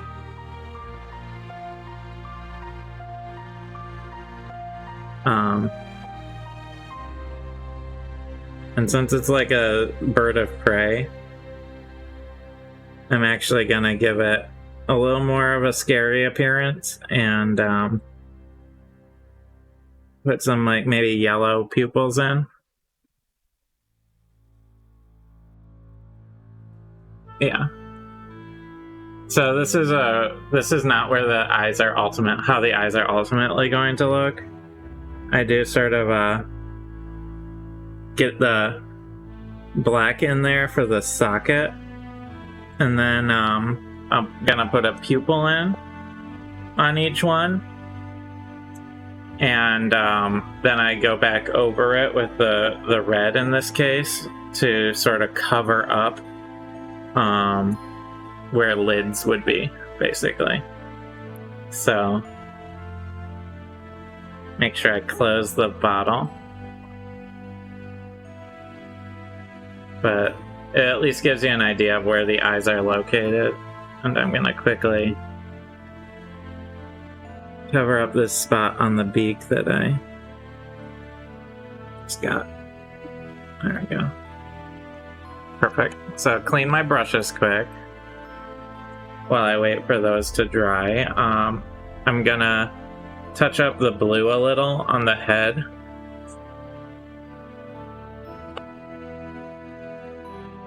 You demand eyeless birds?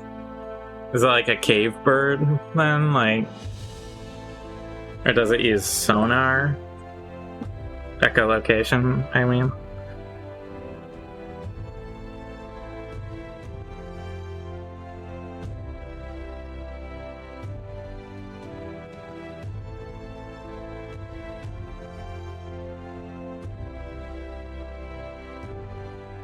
I think they actually found archaeological evidence that humans were trying to domesticate these sort of giant terror birds. Yeah, they don't famously have great eyesight. That's very true.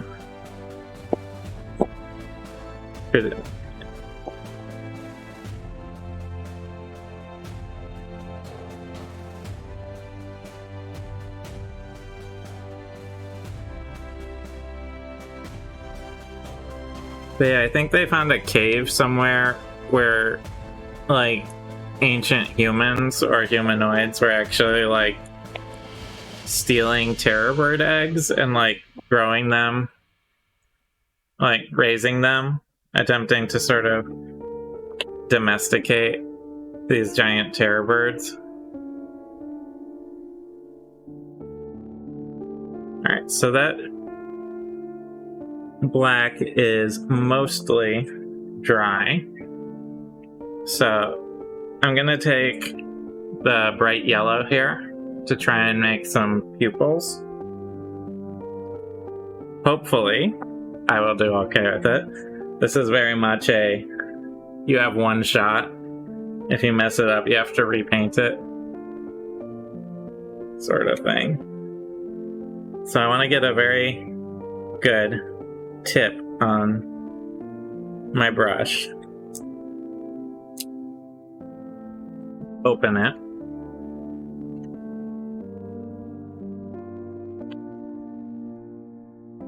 Okay.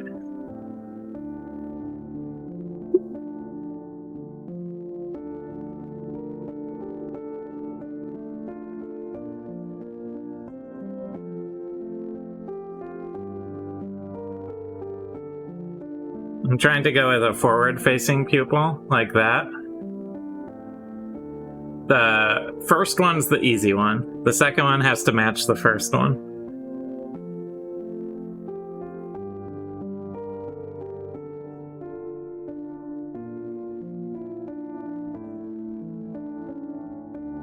Not too bad, I think. I don't know. Does that look matched up to you? At least matched up enough?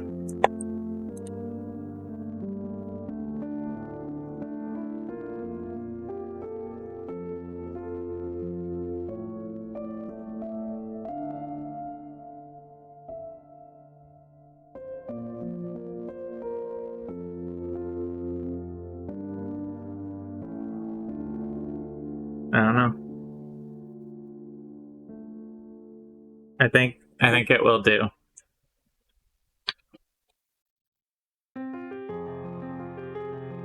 A DK tie. I feel like that's something you would make in cloth and have like an actual physical tie that you hang around the neck would be good. Right?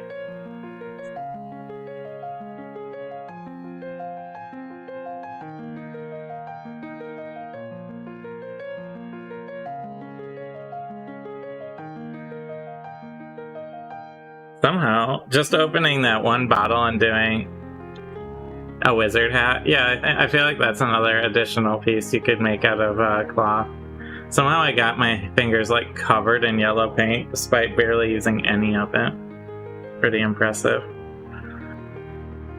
So, what I'm gonna do now is take some of the red and just carefully move in towards the eye here and shape it down a little. This is a situation where I want to really control my approach because I don't want to repaint the eye.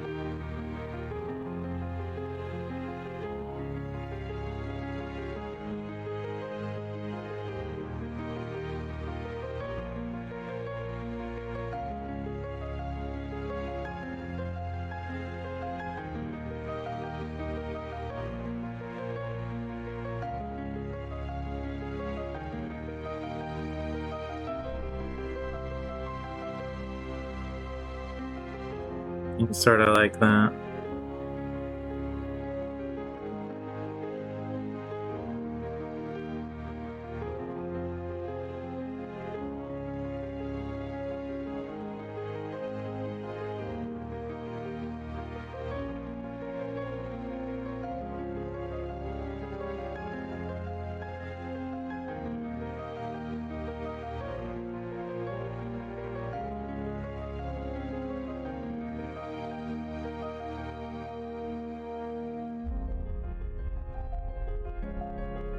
That's coming along.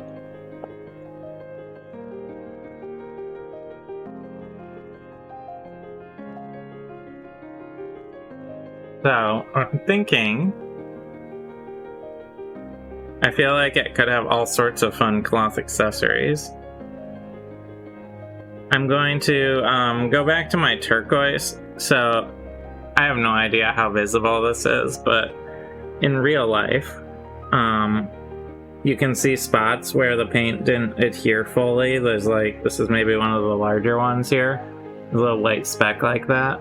I'm gonna pull out my turquoise and just go back over and try and remove as many of those as possible. There's also a couple in the blue, especially on the wings here, like this purple feather here. An evil black red-lined cape. Am I just gonna be making like a line of tiny bird clothes? Is that what you want?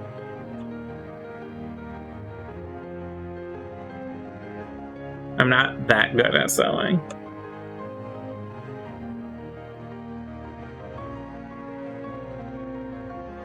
So I'm pulling out a tiny dot of turquoise here.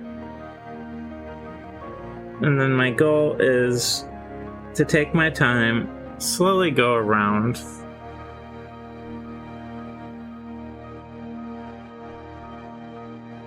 the figure and look for any of these spots where it maybe didn't adhere fully. And the beauty of this piece is it has such textured feathers. When I put a wash on it, I'm gonna go against the feathers, and it should really bring out all of that detail when I get to the finishing stages.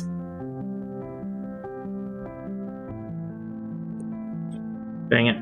Dropped my thing. Did I mess up anywhere? No, I hit the neck. We're good.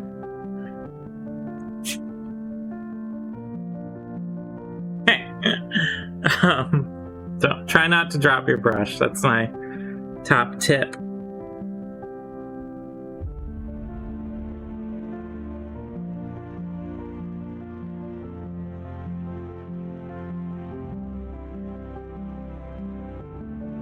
The first secret to painting, don't drop your figure and break it. The second one is don't drop your wet paintbrush on top of your figure.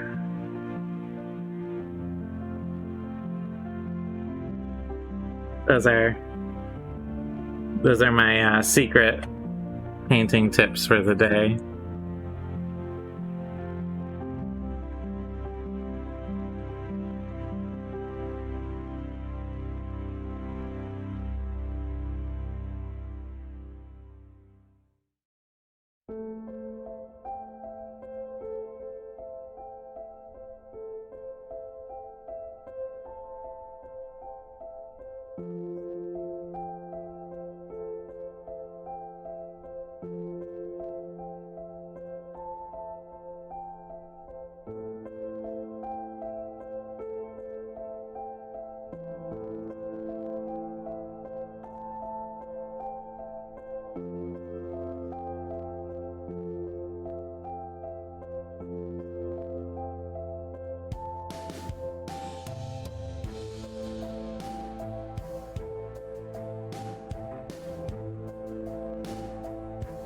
I feel like the turquoise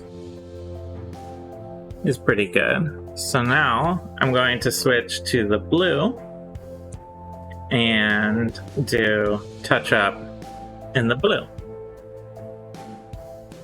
And then I'll switch to the purple, do touch up in purple, and so on and so forth.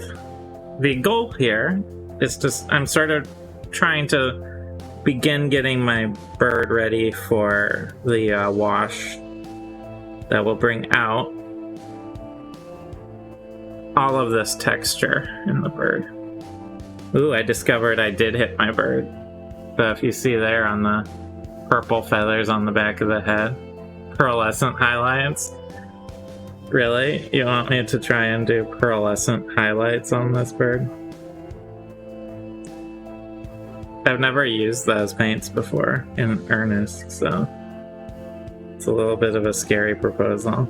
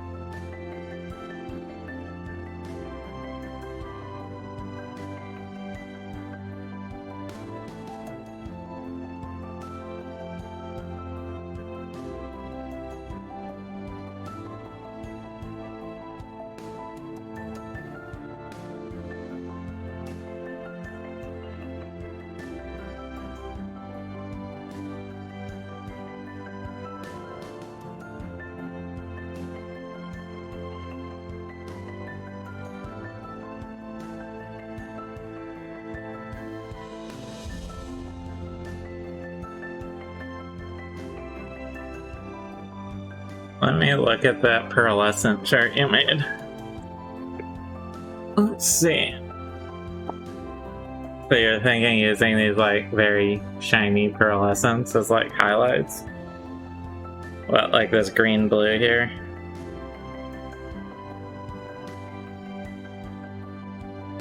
It's such a thick paint, I worry about trying to do highlights in it.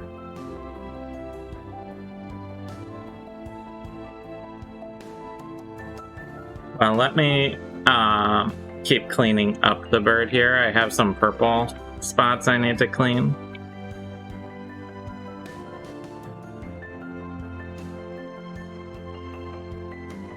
And I will think it over.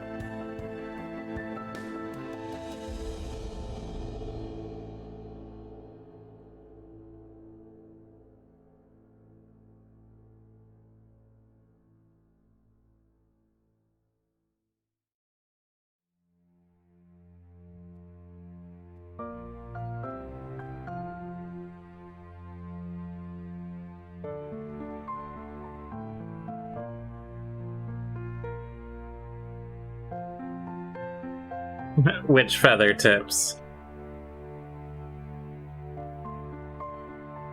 All of the feather tips?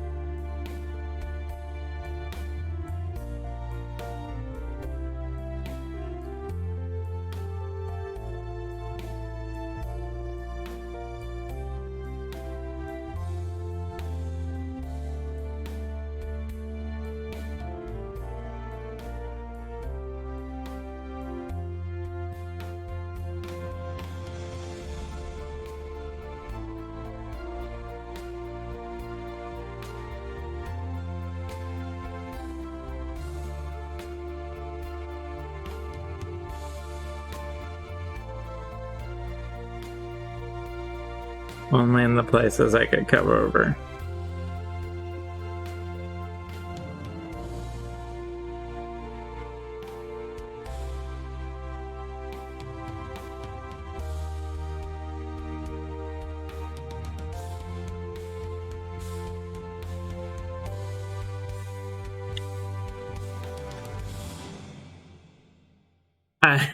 I'm just very concerned about my ability to do so after I've been pouring into making. I could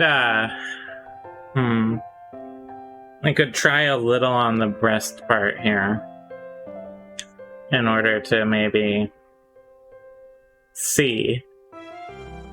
That would be pretty easy to clean up. Let me open these up and see what the consistency is like.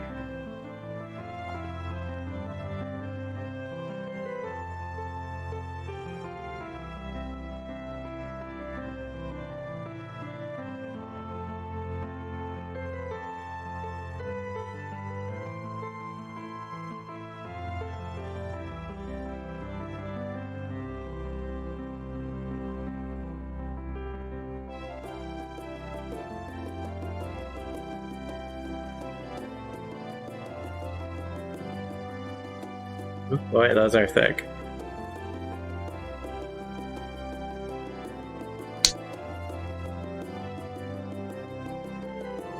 Alright.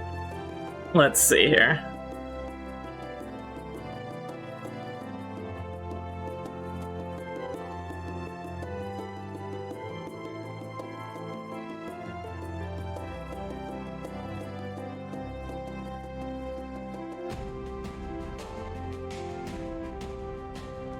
Like that.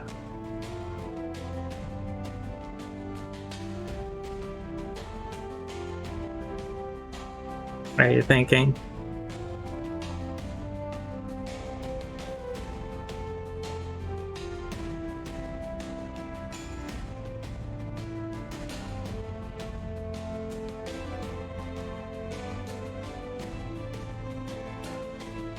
I don't know. You tell me what you think.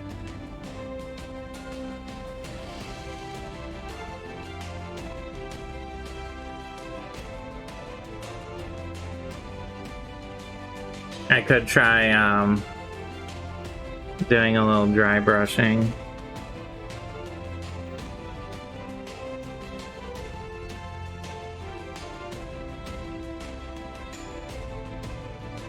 But here, let me clean the brush off. Take this turquoise and cover that spot back up. And try some dry brush on it.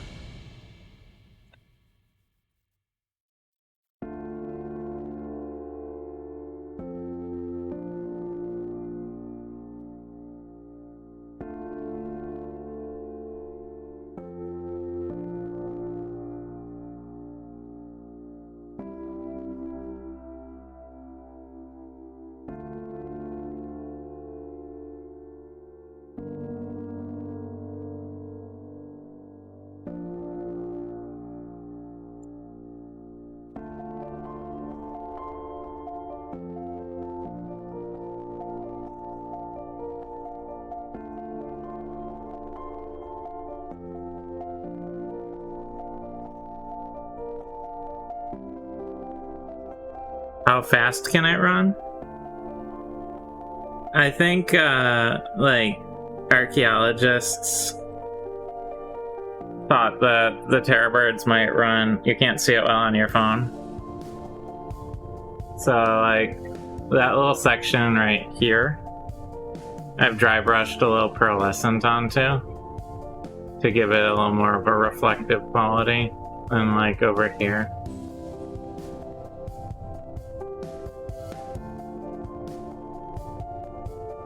Yeah, I'm planning to do a black wash at the end.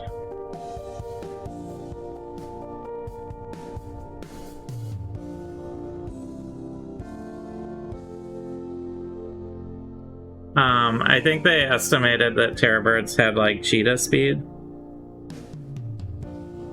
So like, I don't know, like, what is cheetah, like 40, 60, 80 miles an hour? Something like that.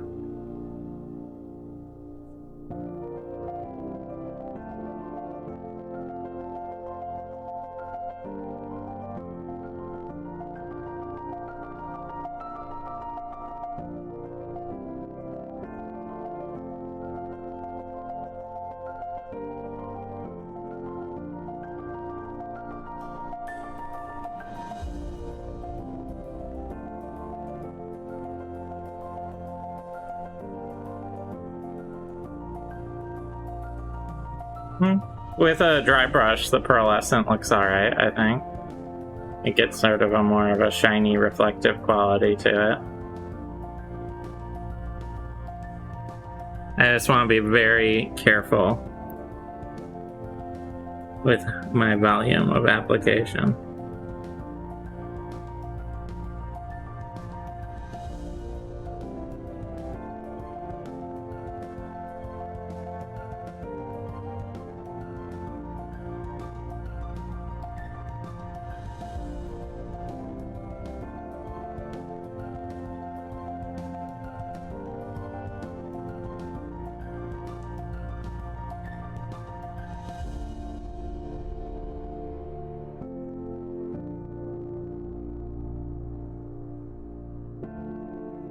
$60 for a short sprint. Is that for Cheetos?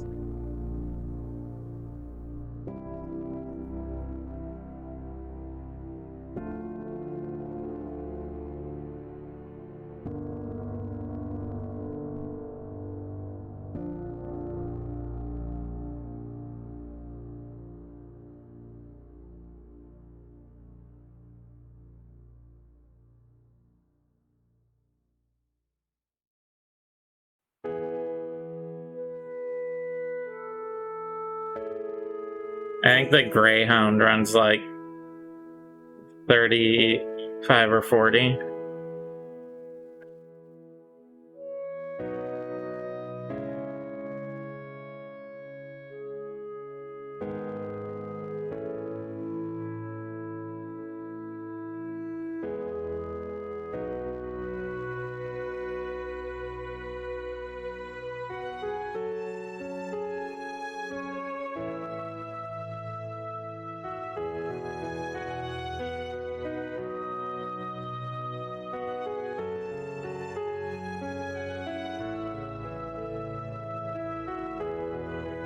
Here, what do you think with the pearlescent?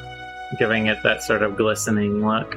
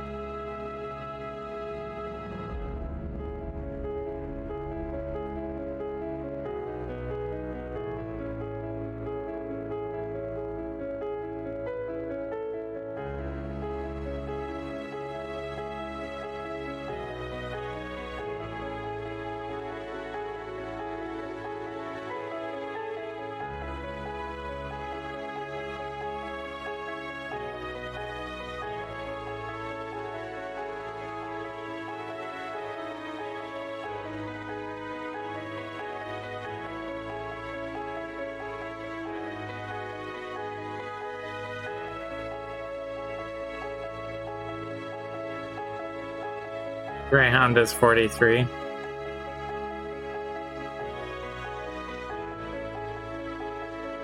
Pretty sure with these legs, if this is to scale for D&D, the legs alone are about 4 to 5 feet long, at least. So I could probably go pretty fast.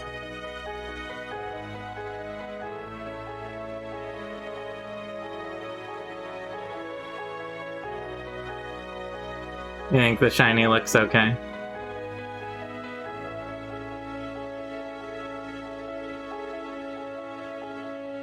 But I can always take it back to the turquoise. I don't know. I think it's alright.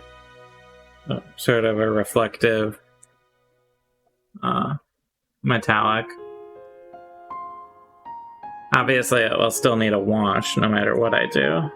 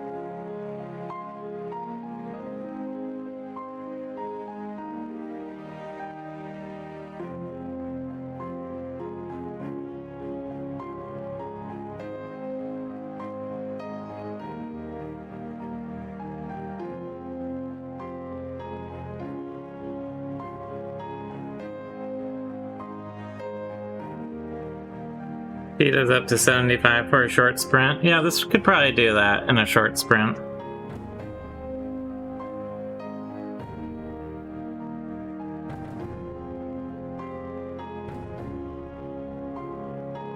It'd probably be a bit more than whatever an ostrich can do.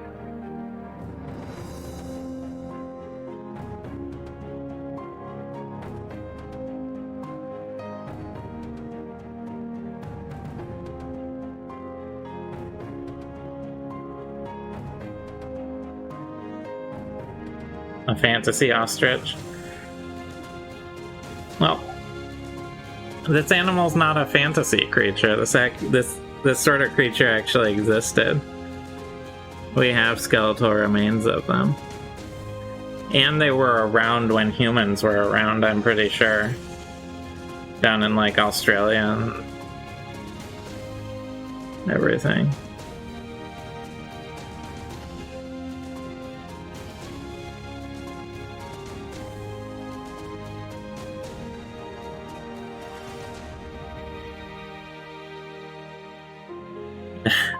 That was its first mistake, never exist around man. Yeah. It's always a bad idea.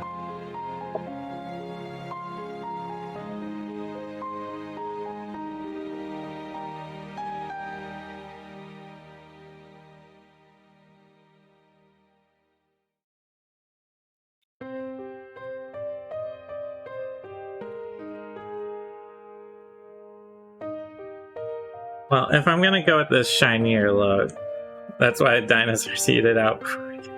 Exactly. What I think I want to do. Ugh.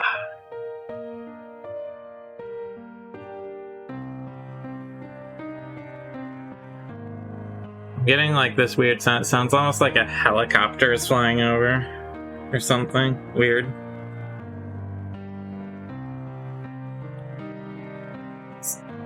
Down here.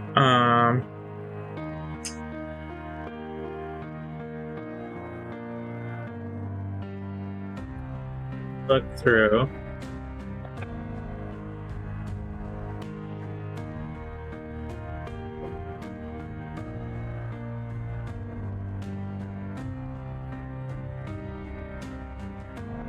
So we got these colors thinking, yeah, there's probably rich people going to their bunkers.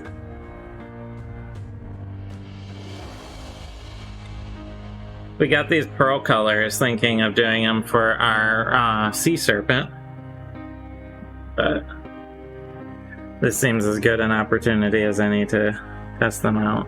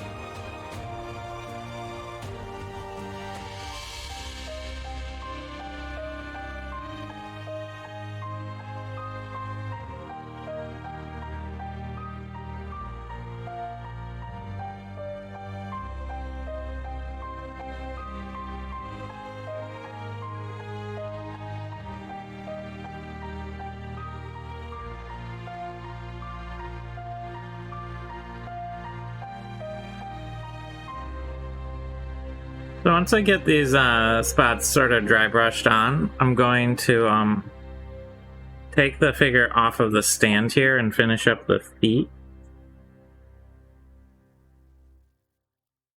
And then once those feet are painted, I'll probably take a short break, let it dry, and then I'll look at doing some of the detail and washing.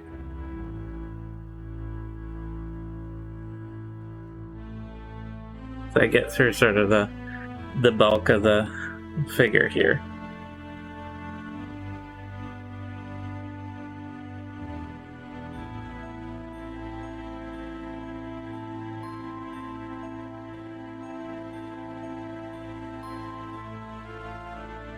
The wash, I feel like, is where it really comes to life, basically. You get all the detail out of it.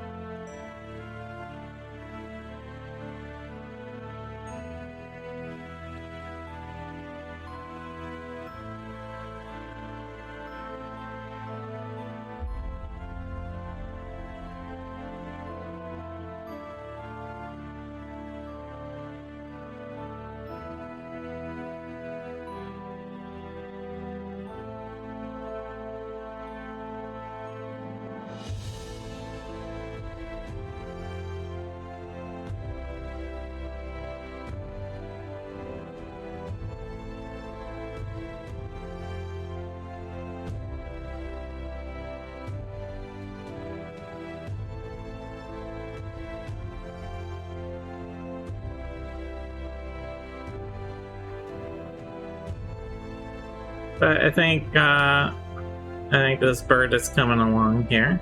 Let me get the navy pearlescent.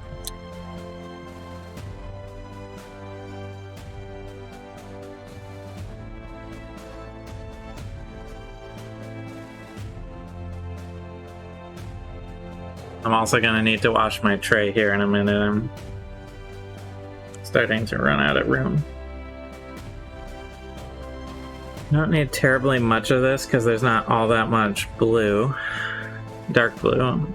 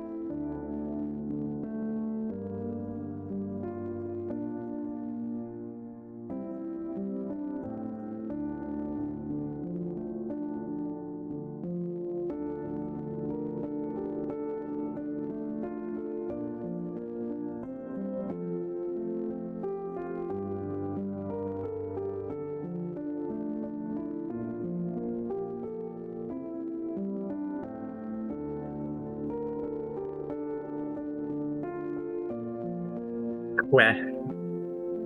Yeah, well, I feel like chocobos should have tropical colors too sometimes, you know? Like, I feel like they're sort of missing. I'm gonna go with red copper.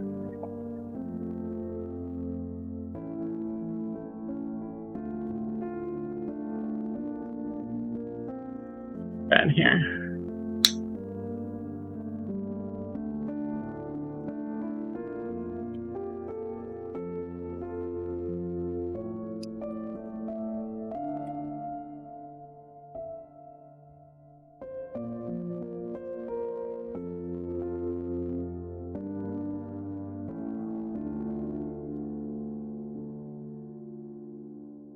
I think actually these colors will be really nice for the sea serpent when we get to it. These shiny colors. To do scales. It also makes me want to paint a dragon.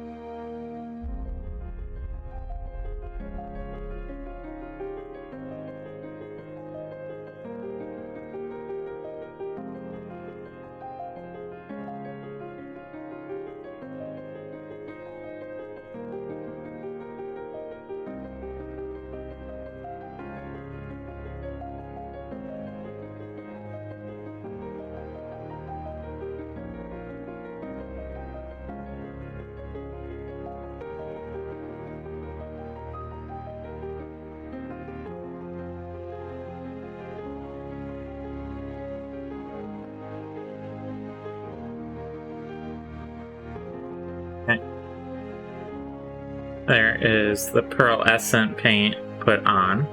So, what I'm gonna do next is throw a glove on.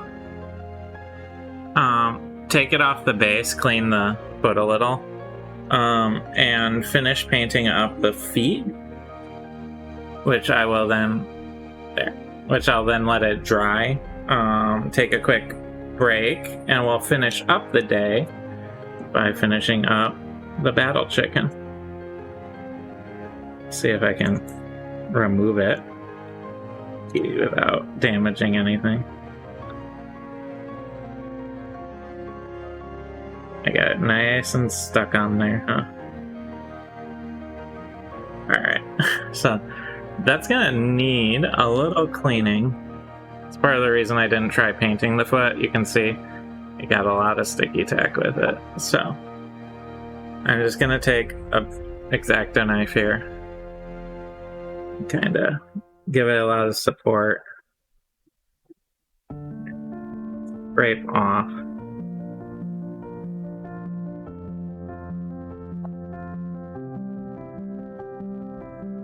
The downside of using sticky tack, if it's too sticky or well adhered, it will stay. I'm not sure.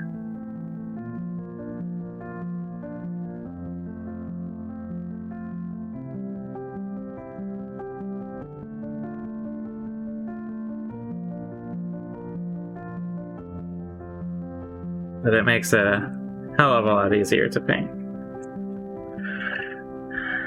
having a handle. You can actually make do with like a large cork or even like a wide bottle cap, like a Gatorade or Powerade bottle. You can use something like that and put just some basic sticky tack on it to hold the model on top of it. And then you're not having to actively handle the model while you're painting it. You do have to be conscious though of this part of it, where if you get sticky tack attached to the figure, you do have to remove the sticky tack.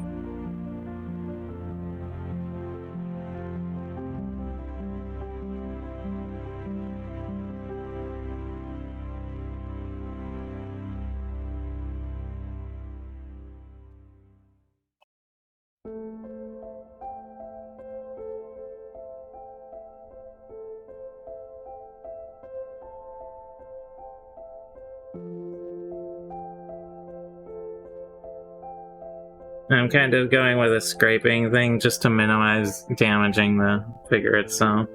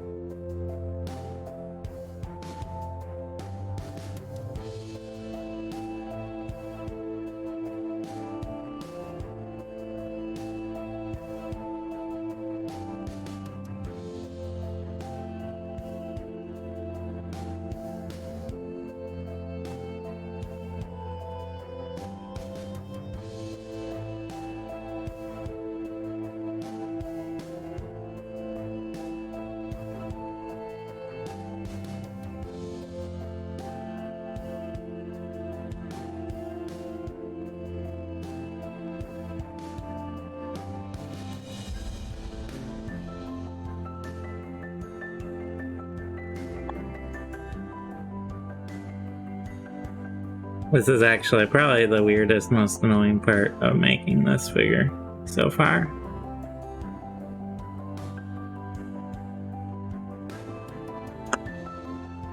And I'm not gonna get 100% of it off, and that's actually okay.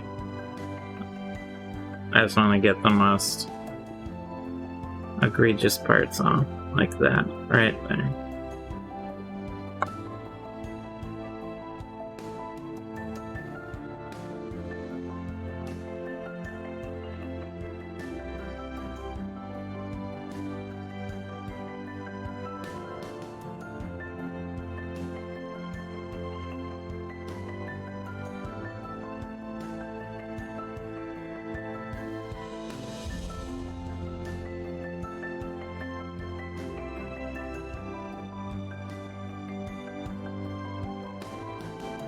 That'll probably honestly be okay.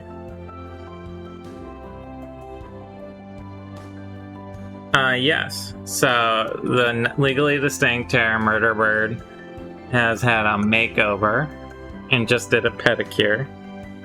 And now we're gonna be doing its nails. That is correct.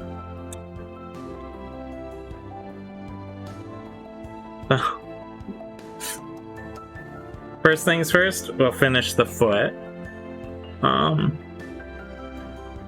That'll be the last part of the pedicure here.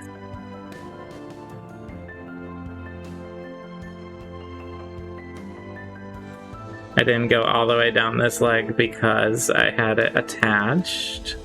So we're gonna take our dark sand color here and go down the foot like so.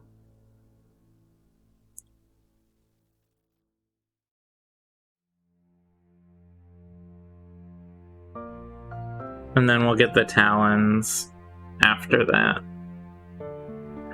I switched to a glove partially to protect my hand. It should be black, but with a reflective look to reflect its dark soul that peers into us as we peer into it. For its talons, you mean? I can do black on the talons, yeah.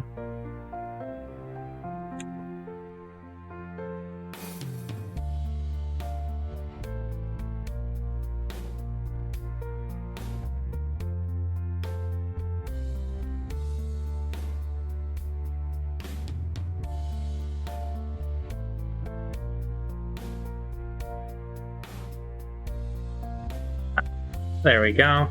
So with that foot painted in, I'm gonna start the talons on the right. It's pretty nails. I'm gonna do the talons on the right foot, which is dry already. And here we go.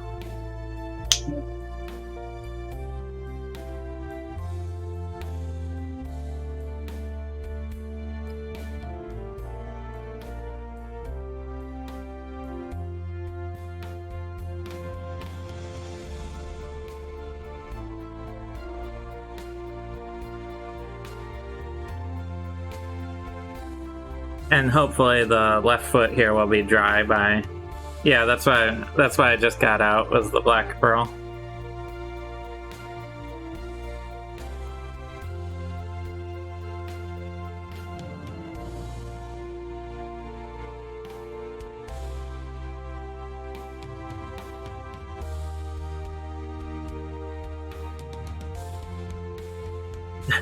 Let me grab it. There's a little piece of the sticky tack that got stuck under its tail. Wanted to get rid of that quick. Alright, back to what I was doing.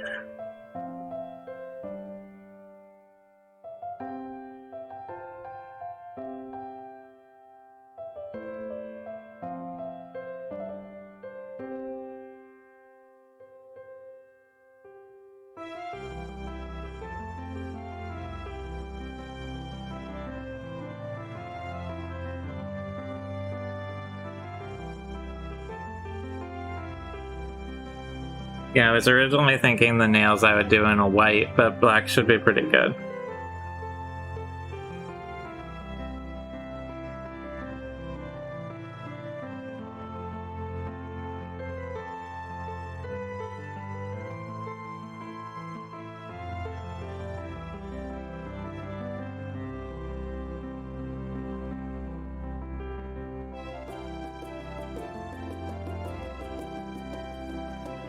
White is darker than black.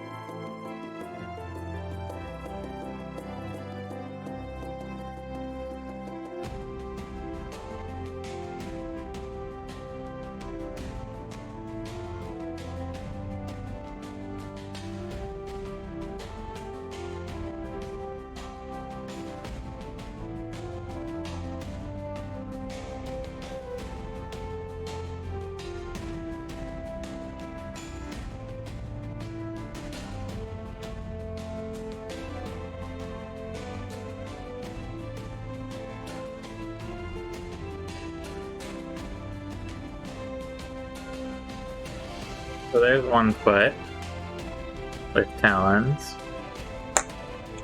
I'm gonna clean off my brush because this clumps pretty quickly on the brush, this paint. I don't want to mess too much with that.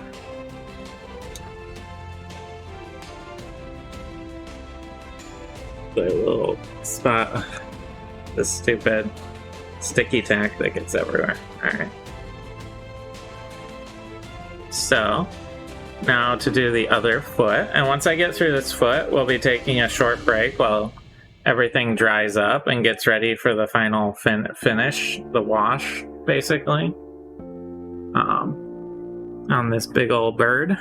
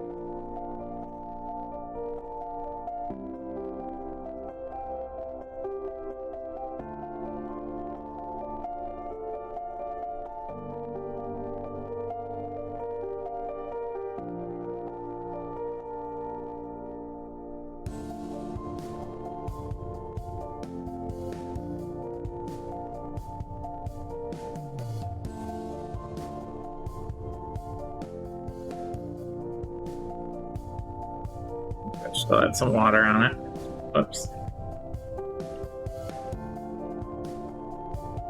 Dab that water right off. I'll get back to it. Better.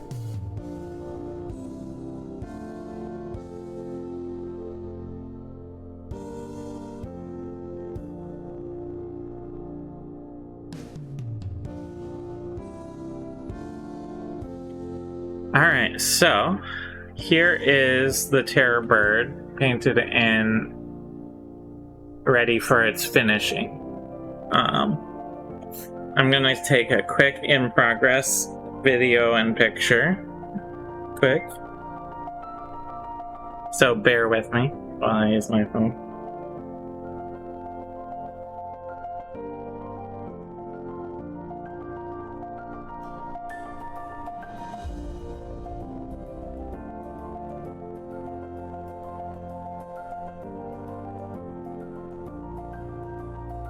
Alright, so I'm gonna set Mr. Bird down for a second. I'm gonna take a quick break, use the bathroom, all that sort of thing. And when we get back, we'll round out the day with the wash to finish up our big old bird. The wash is gonna really bring out all the detail in the feathers and the legs and tone down some of it and everything. So it'll really make the bird pop when we're all said and done here. So stick around. I won't be very long, and I'll run a ad because I think Twitch wants you to. So just hold on. I'll be right back. Thanks.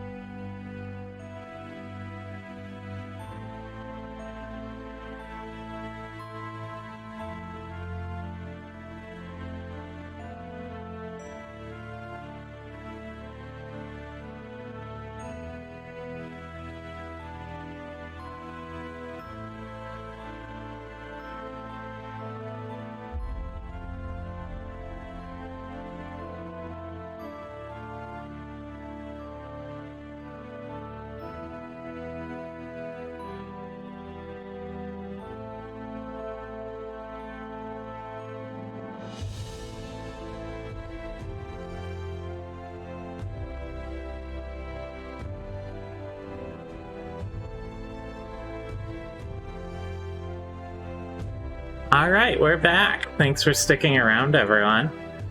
All right, so I put this glove on the wrong hand for some reason. So there, I'm left-handed, so I want to hold it with my right hand. All right. So as you can see, our Terror Bird is all painted in, and now we're going to do some finishing with this black wash. What the black wash is going to do, it's going to tone down a fair amount of this figure, is one thing it will do. But primarily, my goal with the black wash is going to be to get it underneath all of these feathers, and it will really bring out the detail in the piece. There's like ridges on the legs you'll be able to see much better with a black wash, things like that. And you just want to make sure your paint's dry before you do it. That's why I took a break when I did. I wanted to get to the stage here where I would have it all set to go when I got back. So I'm putting some black wash in the cup. And I'm going to try and generally control my volume that I use of black wash. I don't want to go overboard with it.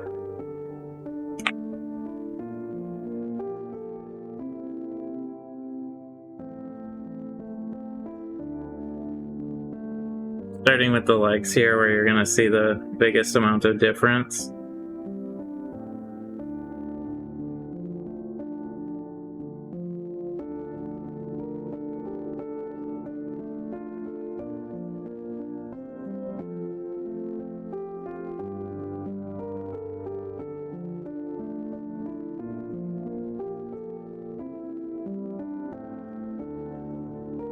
And this is a black wash will tend to lighten up as it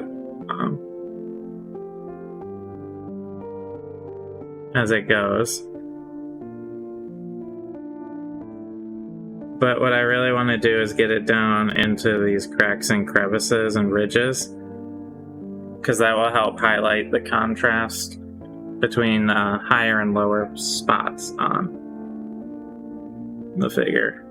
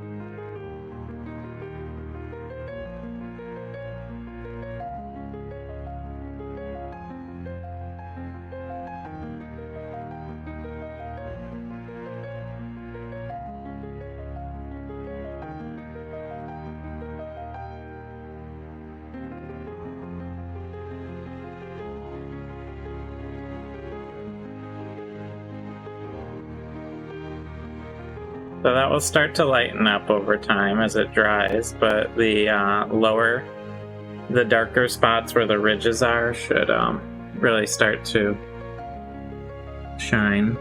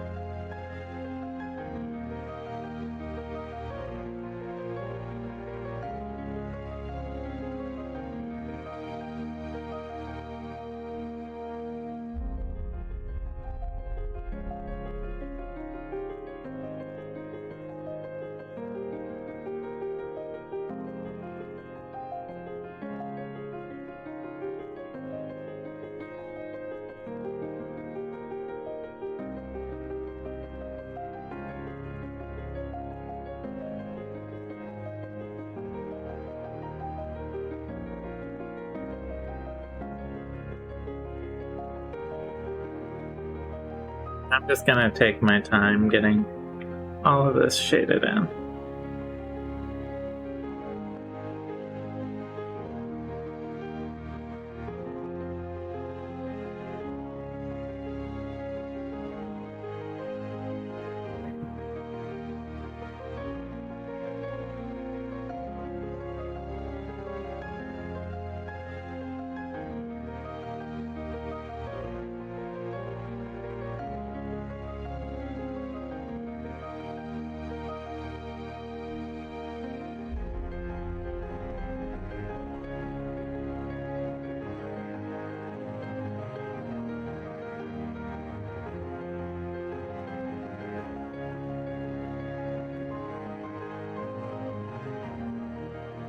The big thing for doing something like feathers like this is to go against the grain, I guess, of the feather, to sort of drive it down into the cracks and crevices that you want highlighted.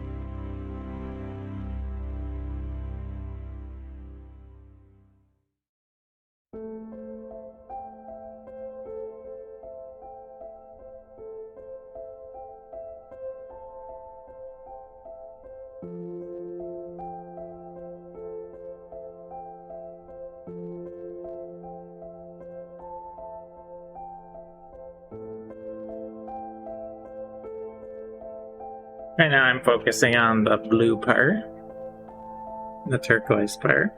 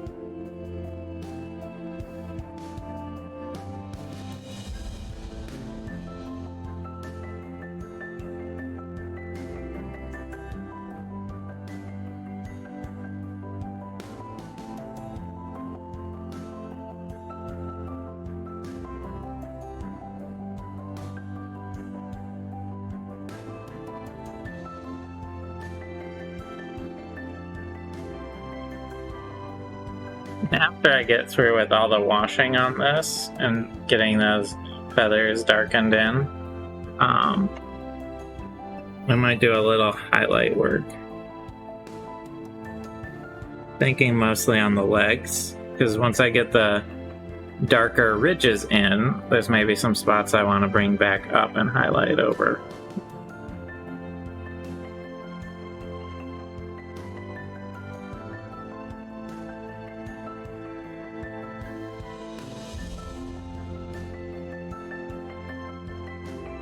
Now I want to think about where might there be more shadow, so I want to, like, under the wing here, I might want to get a little darker. Add a little extra.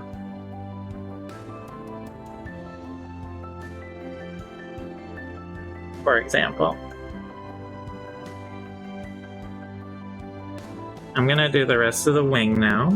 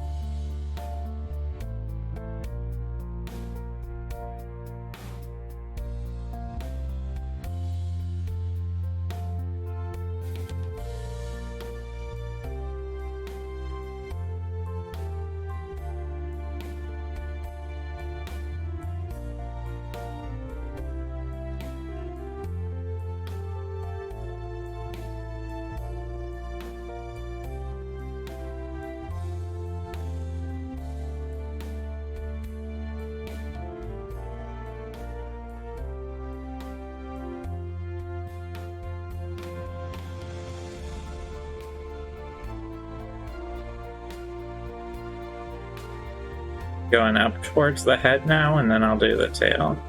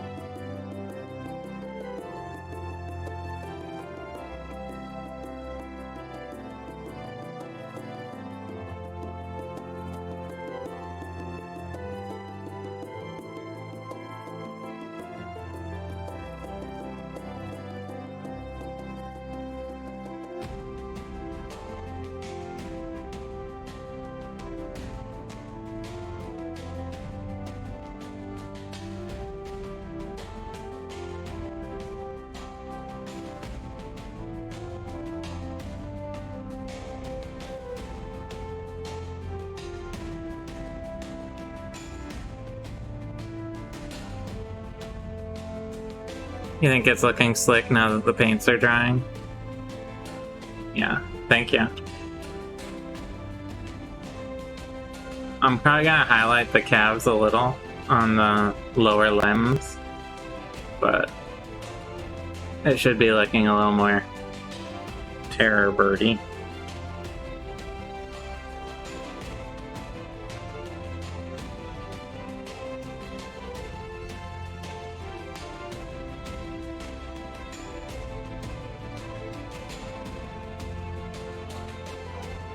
I always think that when you get to the wash portion, it really starts popping to life.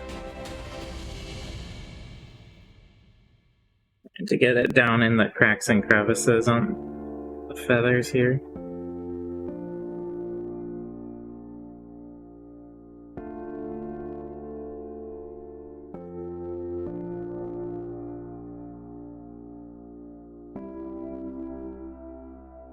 And I don't know how good the image quality is on this webcam for everyone, but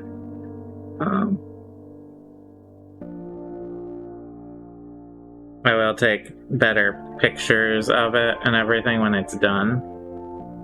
And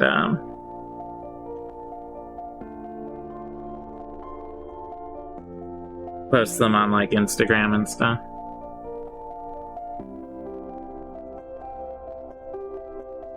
So now I need to tackle the tail, which will be, it might be a thing, we'll see.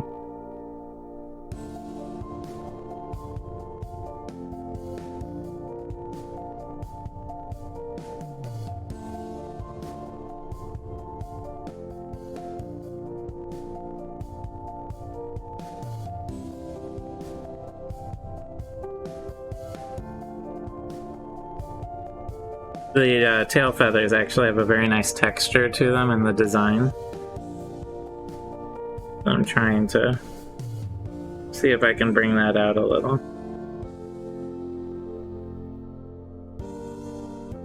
And it all lightens up a bit the more it dries, you know, so.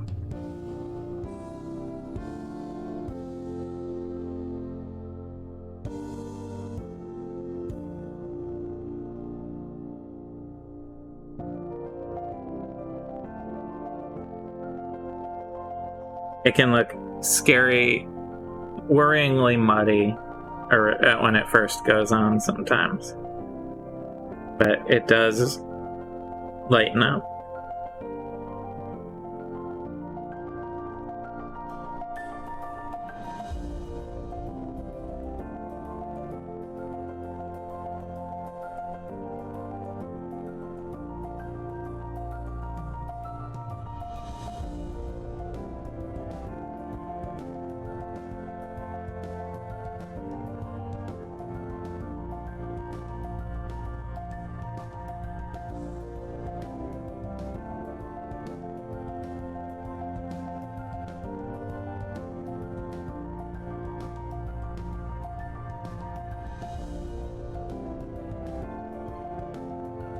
That'll be the tricky part, getting all in the tail floof.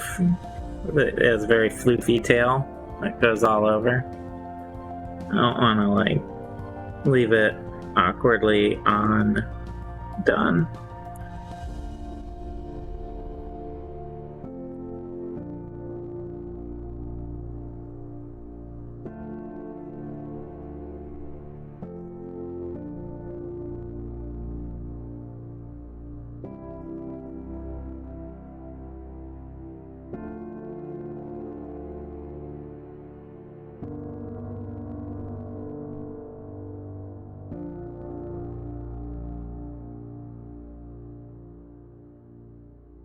It's sort of like a tropical chocobo peacock vibe going on because of the pearlescent colors I put in.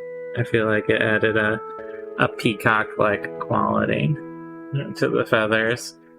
It looks more like a scary murder chicken now. Yeah, the wash is always what really transforms the piece, and It's always like the very last thing almost that you do. So you're just like sitting there like, this looks really flat and boring. It sucks. I don't like it. You know, that's what's going through your head. And then you finally get to the wash and you're like, oh right, there's detail and like different colors and stuff in it. Now, some companies actually have started making a type of paint that basically does the base coat and the wash simultaneously. It's like this sort of loose paint halfway between a regular acrylic and a wash, where you like, I would have painted like the turquoise on and it would have automatically, just as part of the paint, pooled more in the cracks and crevices and less in the upper parts, and gotten a very similar effect to this without having to do a separate wash step like I do. I've never actually gotten my hands on any of it, but it looks very cool when it's going on. I'm just sticking with this right now because we have a lot of it, and it's what I'm used to. And it still works, even if it's not fancy and new.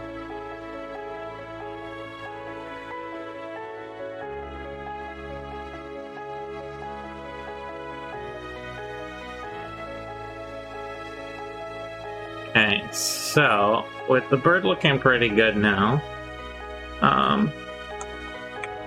I'm going to take some of the dark sand and then just bring back up some highlights on the legs, because I wanted to get that dark in there, but I don't necessarily want the whole leg to look kind of muddy. So this is another little fun thing you can do, is after you have washed and it's dried a bit, you can always go back over and bring highlights back up. So I'm trying not to go like full thick paint. I'm kind of doing almost a dry brush here, but I want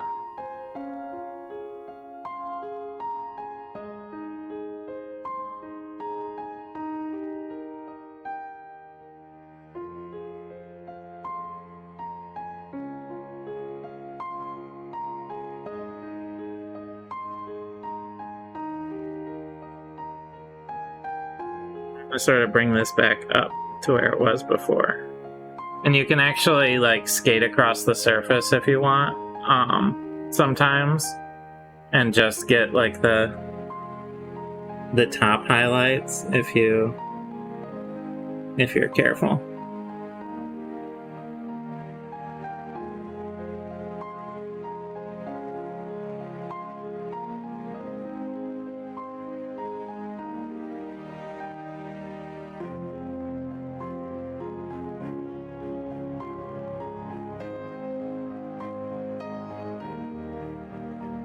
But so you can see here, maybe I'm bringing back the leg back up a little in its coloration, while maintaining those sort of darker grooves.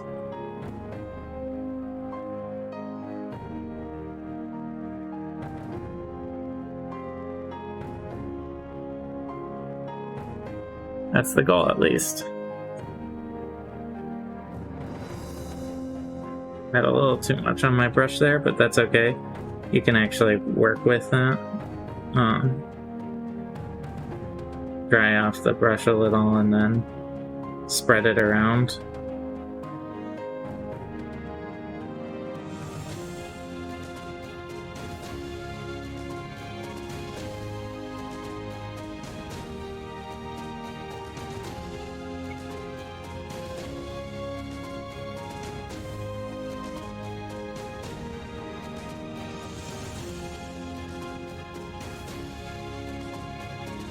But I did get a little bit on the nail, so one thing I'm gonna, or talon, I guess. One thing I'm gonna do here is just grab a little bit more of that. Get that back where it belongs, color-wise.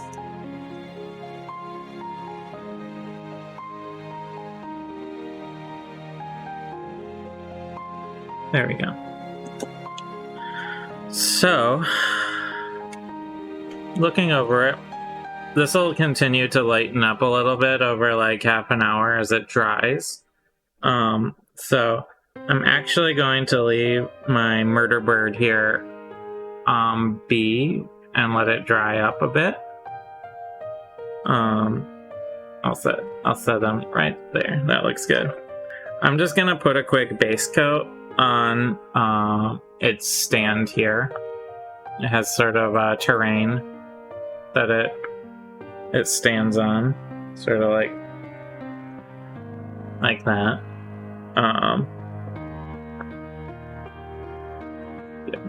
And I'm just gonna throw some paint in there quick, get it sort of set and ready to go. I only have about half an hour for our schedule stream here, so I'm not gonna go too crazy with it, but just get the base ready to go before I glue it on to the base.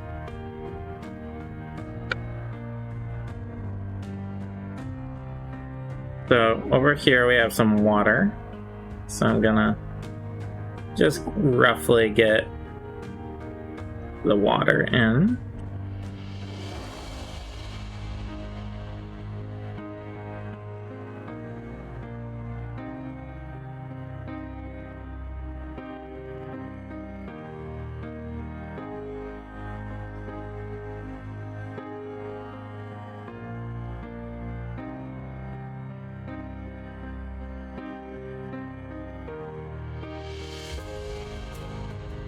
Put my murder bird up here.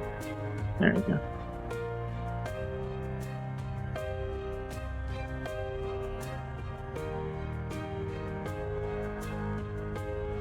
So I'm going with the darker tone of the water here.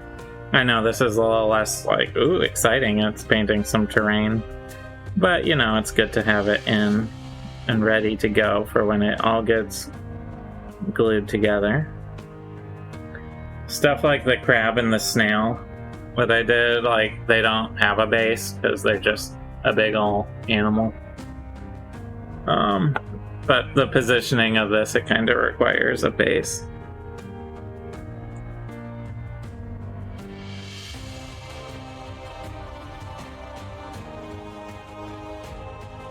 Alright, all set.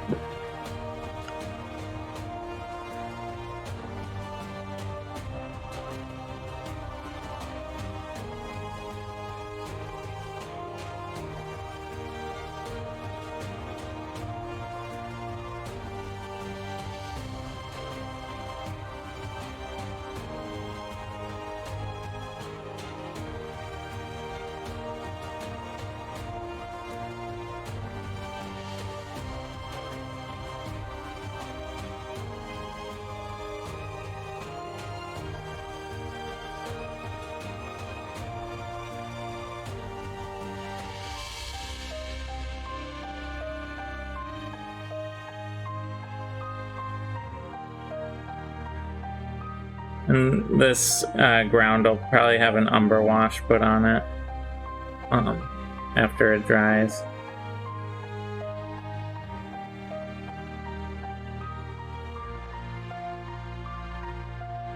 At least the non-water part. Umber wash on the water part might look a little odd.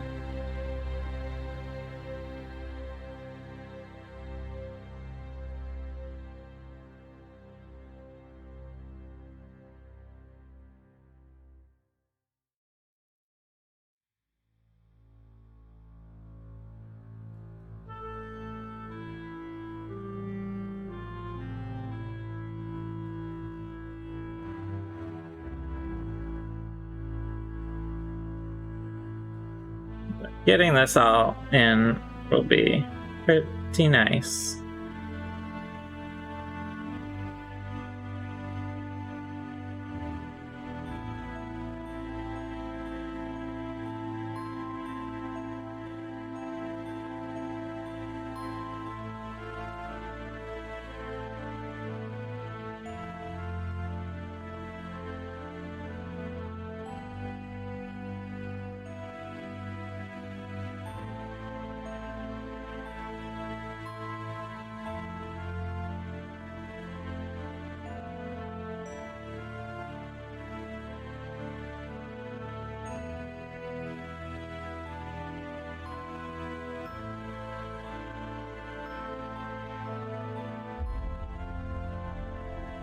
And then I'm going to grab this flat earth, it's called.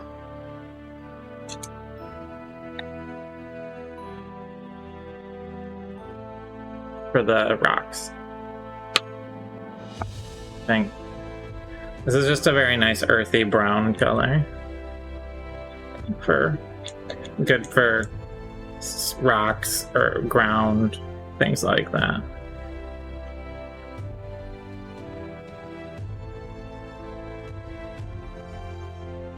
And it takes an umber wash very well, actually.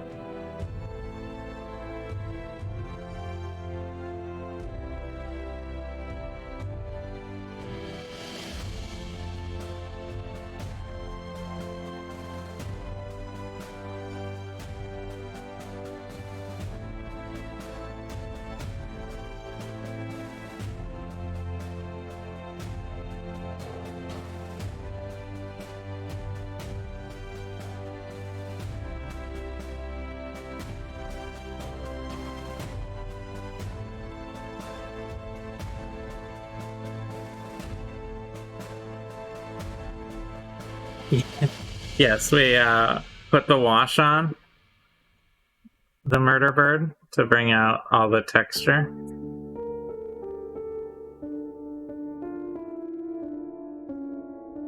And make it a little more scary. Oh, I'm having some trouble getting the camera to focus here.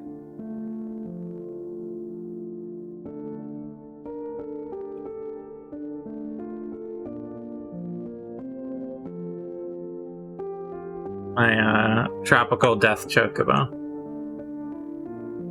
That's not a chocobo. Yeah, I know, right? I thought the tropical, like, parrot coloration would be a really interesting way to do it, so thank you. I'm just getting its base painted in quick as to sort of round out the day so that it can be glued on and have some pictures taken. There's actually a pair of babies that come with it that I need to do. So that might be a future episode down the road here. Painting in the little baby terror birds that are like chicken sized.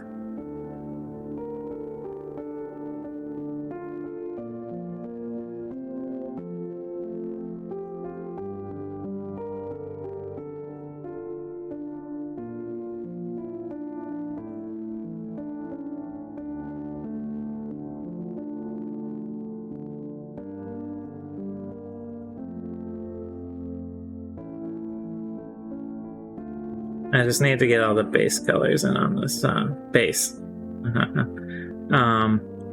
before I can wash it and finish it up.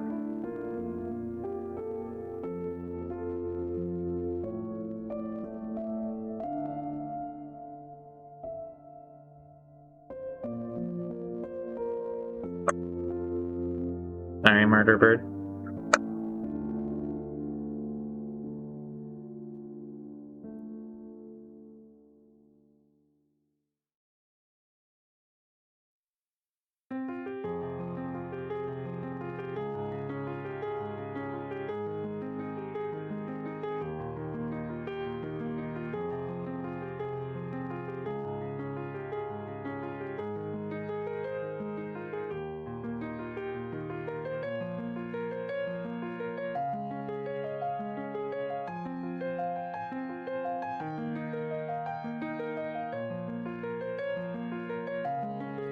It has these nice sort of terrain stands, but you know, I don't want to leave them unfinished, basically.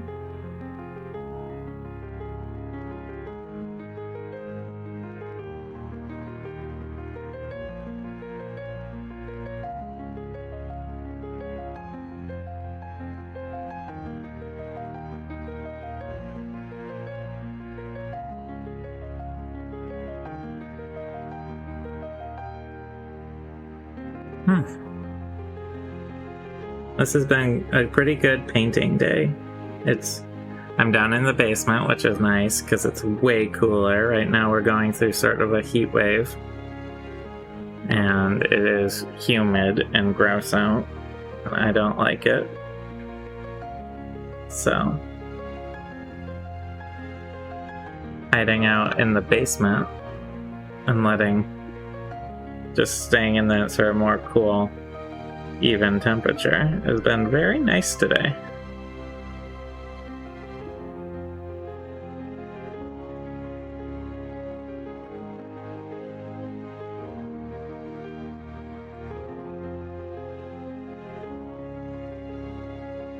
Hopefully the weather's a little better where other people are at, but I really don't do well in the heat. I just fade really quick.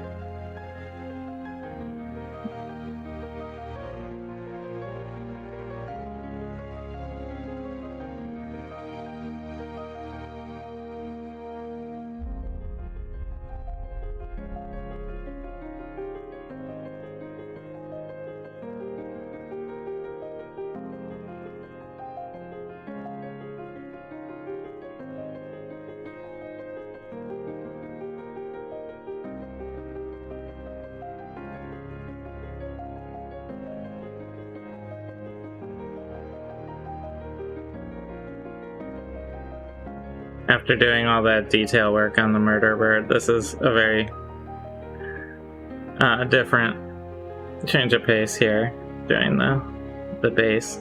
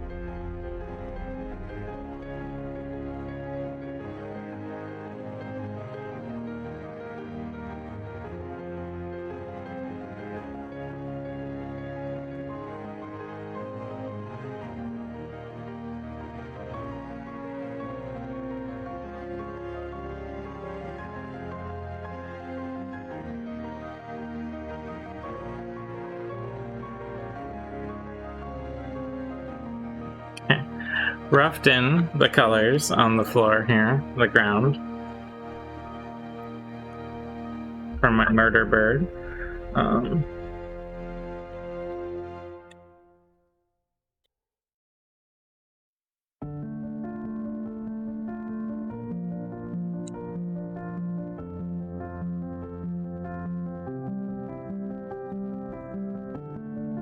Gonna get a touch more of the sand color.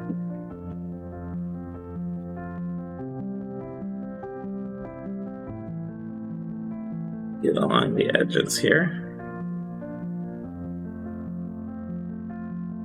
Alright, so I'm gonna take this light blue and just get some of the water looking a little more watery, I guess. I don't know.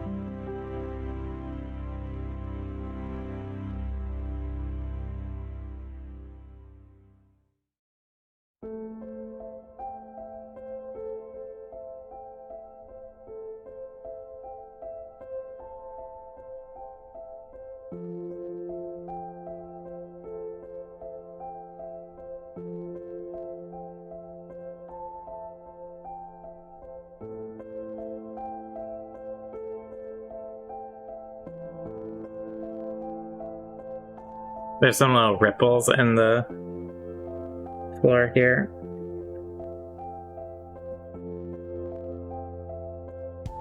I'm just trying to get some of the lighter color on top of it.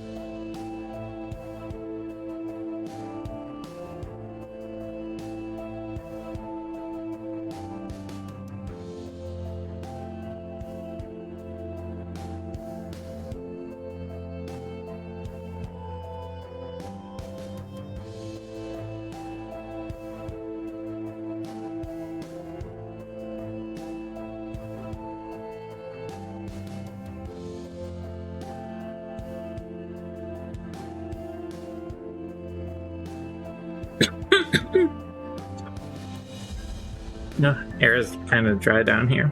Lots of pollen in the air too.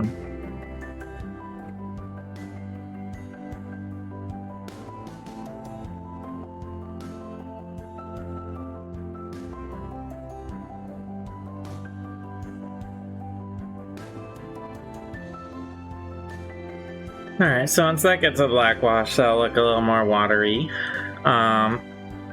Basically, I just need things to dry a little here. And then I will finish up the base and probably off stream glue my murder bird onto its home stand here. And once it's all glued in, we will take some pictures. But I think I'm pretty happy with how it came out. It has this nice reflective quality from the pearlescence I put on top. It has a nice dark menacing look to it. Not that it's focusing with the...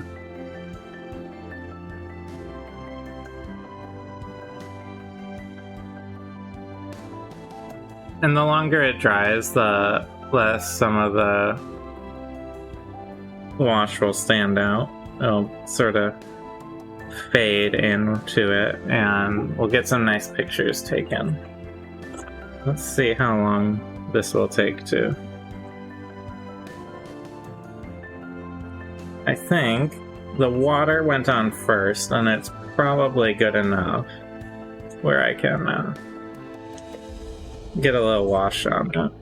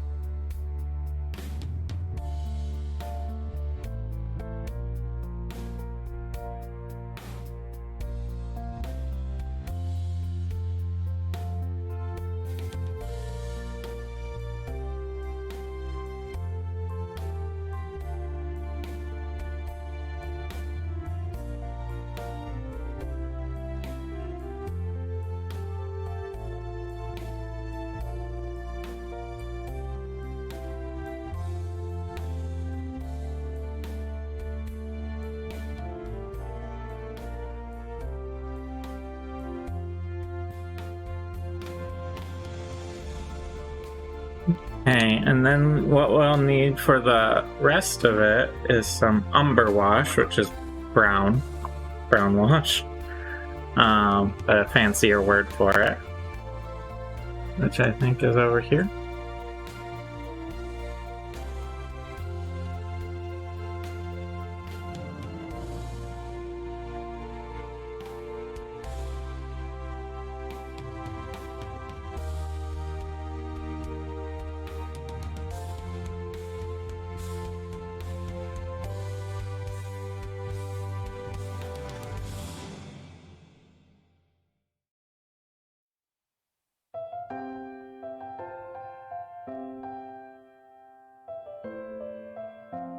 I'm actually going to just use my larger brush for this, just because it's the base.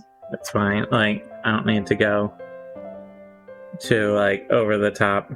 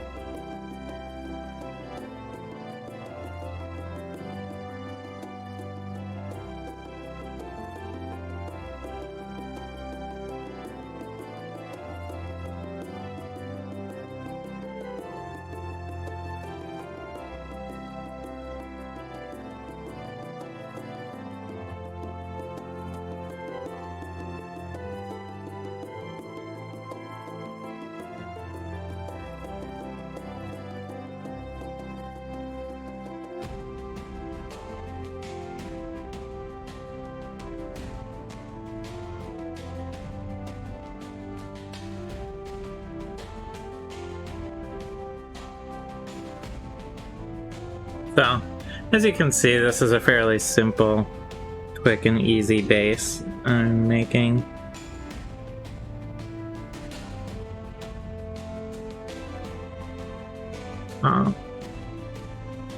Just to wrap things up so that after it all dries, I can go in, glue it on, get some good photos, post them online, maybe see if more people will come watch me paint stuff like this.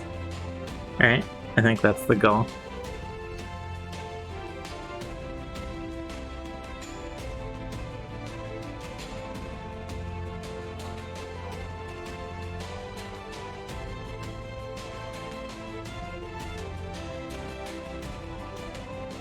So, I haven't painted the rim yet, and that's because I want to just give that like maybe a black paint around the edge, but I want this to all dry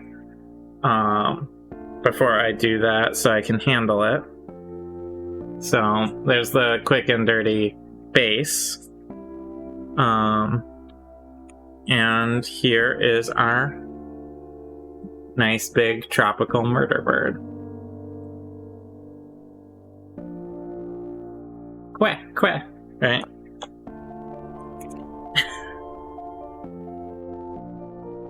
It's quack spelled with like a Q-U instead of a K, so it's legally distinct.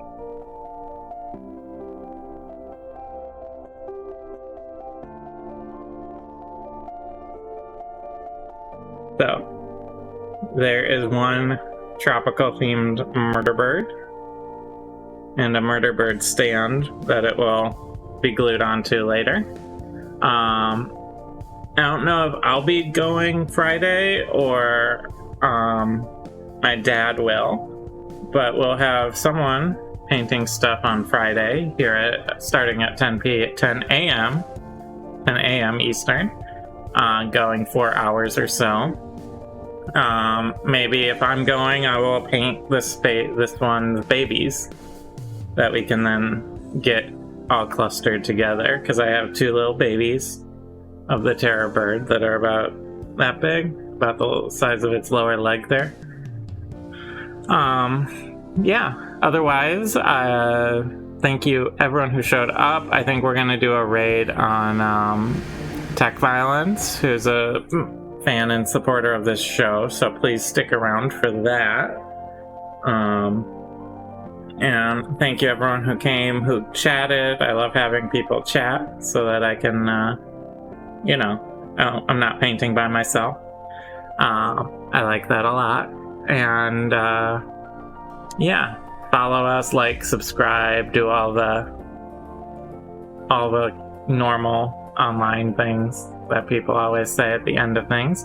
Otherwise, stick around, check out, I don't know what Tech Violence is doing today, but they are an awesome digital artist, so check that out, and see you Friday.